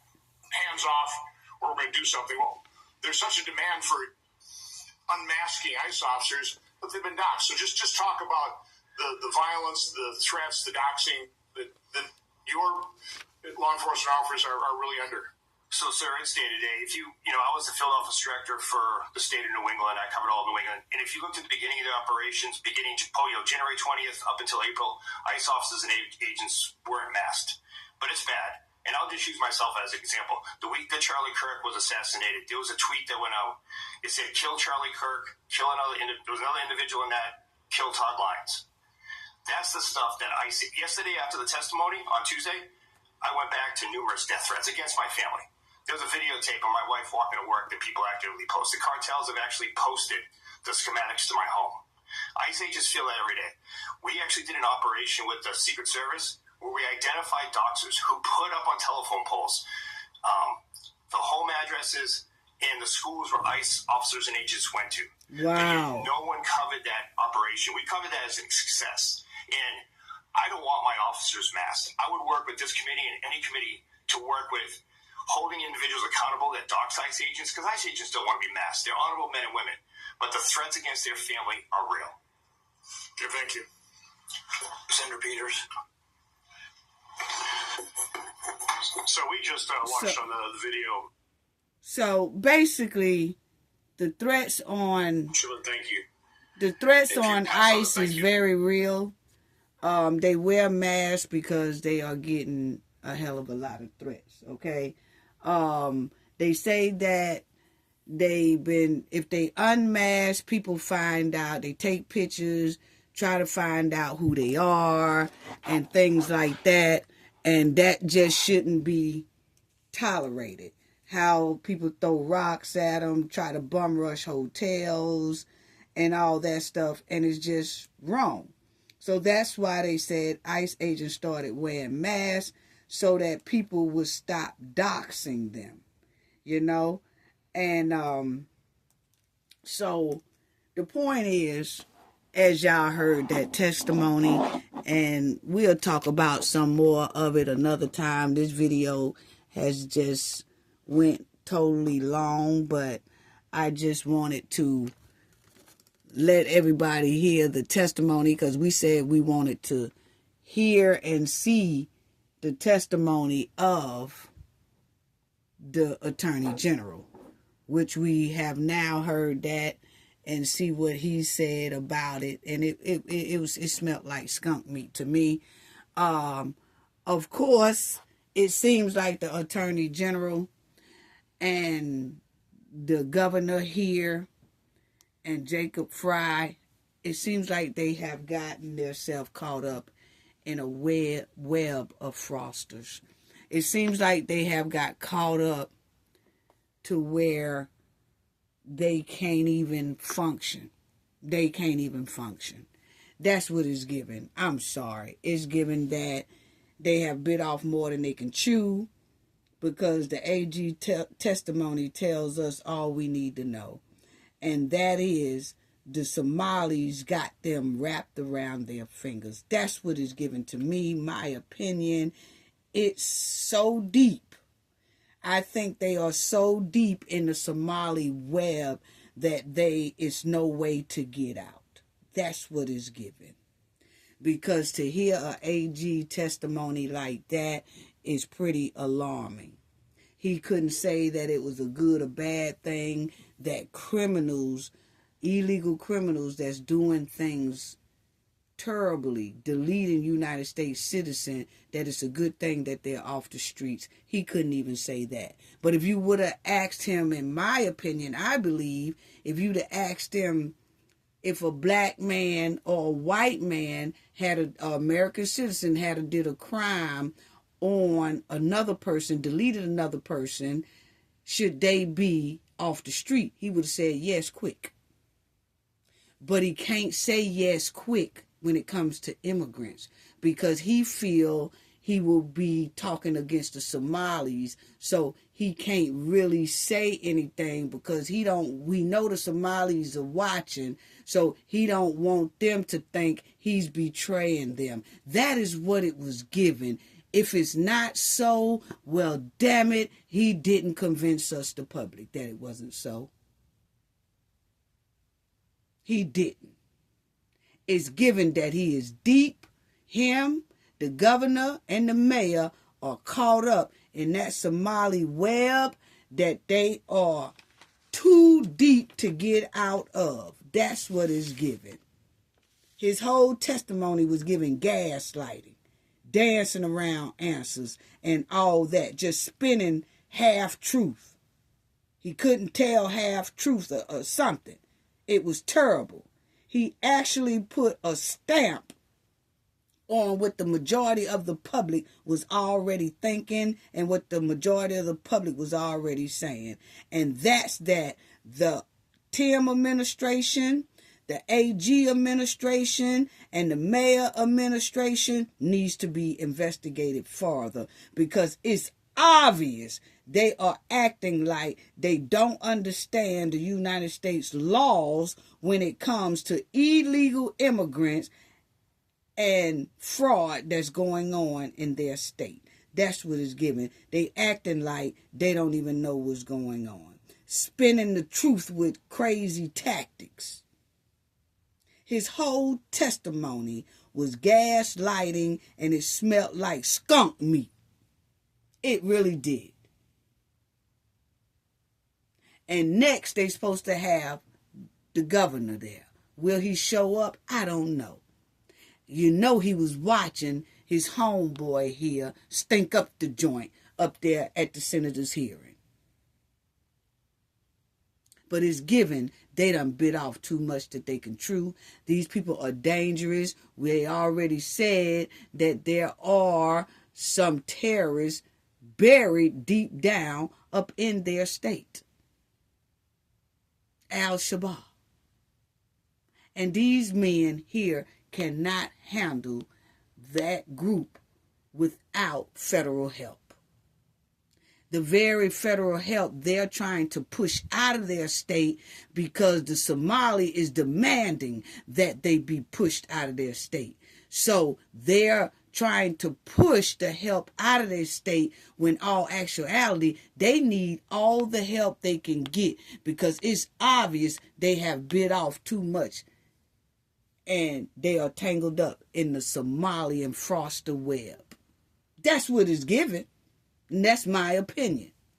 Now, you remember the ICE agents talking about the people who was doxing them, tracing them, putting their family in harm and everything. And I'm just amazed that the United States government let this protest go on the way it did in Minnesota, because us as American citizens would never been able to throw rocks at federal agents or just regular state agents, police officers. We would have never been able to throw rocks at them, throw ice at them, jump on them, hem them up, kick their tail lights out, bang up their cars, bum rush a hotel where they trying to sleep at, and tear up the hotel, tear up the streets, tear up the joint. We wouldn't have never been able to get away with that. So I'm trying to figure out how come these people, they are getting so much privilege over United States citizens. We wouldn't have lasted one day with that type of behavior those protesters was putting down in Minnesota. Not one day. Unbelievable. But I just want to say this before I close out. Homeland Security has now got on to social media. They have sent out subpoenas and everything. This is huge, family. Homeland Security wants social media sites to expose anti-ICE accounts. Everybody who threatened ICE, everybody who tracked ICE, everybody who was spitting out anti-ICE rhetoric, everybody who was acting a fool on ICE out there on the streets and all that stuff, and they was using their social media accounts to do anything. The people who was paying protesters to go out there and act a fool against ICE, all their social media accounts and all that stuff has now been seized. Yes. So as y'all see, the department has sent Google, Meta, and other companies hundreds of subpoenas for information on accounts that tracked or commented on immigration and customs enforcement officials said about this here matter. So now it don't matter if people try to delete their accounts now or not. Everybody who was involved in tracking ICE, making social media posts about ICE in a negative way, anybody who made videos about ICE in a negative way, anybody who participated in the anti-ICE rhetoric on their social media or on their phones or tracking, anything like that, they are all now being subpoenaed, investigated, and looked at. They will all have to face the federal government in court, and some of them might have to do some time for what they were doing, even if you did a social media video about it. Okay? That was putting ICE in harm's way, or if they think it was putting ICE in harm's way, the federal government has tracked every state throughout the United States. They're even looking at some that's out of the country. Okay? Now y'all will see, unlike traditional warrants, administration subpoenas do not require approval for a judge before they are issued. Instead of seeking court authorization first, DHS can sign and send the demand directly to tech companies. A power civil liberties advocates say is now being deployed and done. Okay? So there's going to be a lot of people who is getting ready to get them knocks on the door. They sent all those. You see, the agency has fired off hundreds of subpoenas demanding names, email address, phone numbers tied to anti-ICE social media accounts, says Homeland Security, and the New York Times reported this story Friday. Okay? They are requesting all social media accounts from Google, Meta, Reddit, even TikTok and Discord receive subpoenas targeting all the people who was saying things about ICE, tracking ICE, forming these protesters, doing videos, all that stuff.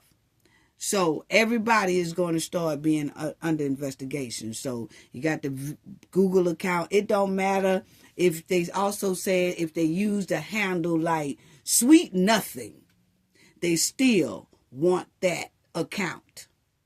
Even if people tried to erase it, they already got it. But they're going to investigate and find out who those people are, and then the feds will come knocking on their door. Point blank, period. Thank y'all so much for all of y'all support. Thank you again. Sending loves and hugs to everybody. Appreciate it. Don't forget to hit that like button. Please subscribe to the channel if you are not a subscriber already. Please hype the video up. It will be when you hit the like button. You should see it. If you don't see it, then go to where the title of my video, hit that and see if you see the hype button. If not, that means we used up our hype buttons, but they've been real shaky and flaky about these hypes. I noticed that as well, that they don't even show them like they should. But anyway, that's neither here nor there. Y'all have a great one. See y'all later. And then in the next video, I might put one of our Mardi Gras videos behind it to show y'all that we was doing Mardi Gras, but we had a wonderful time. But thank y'all so much. Love y'all. Gain knowledge to prevent blockage, and we all know what that means. The more you know, the harder it is for anybody to block y'all from your goals and success. Bye-bye.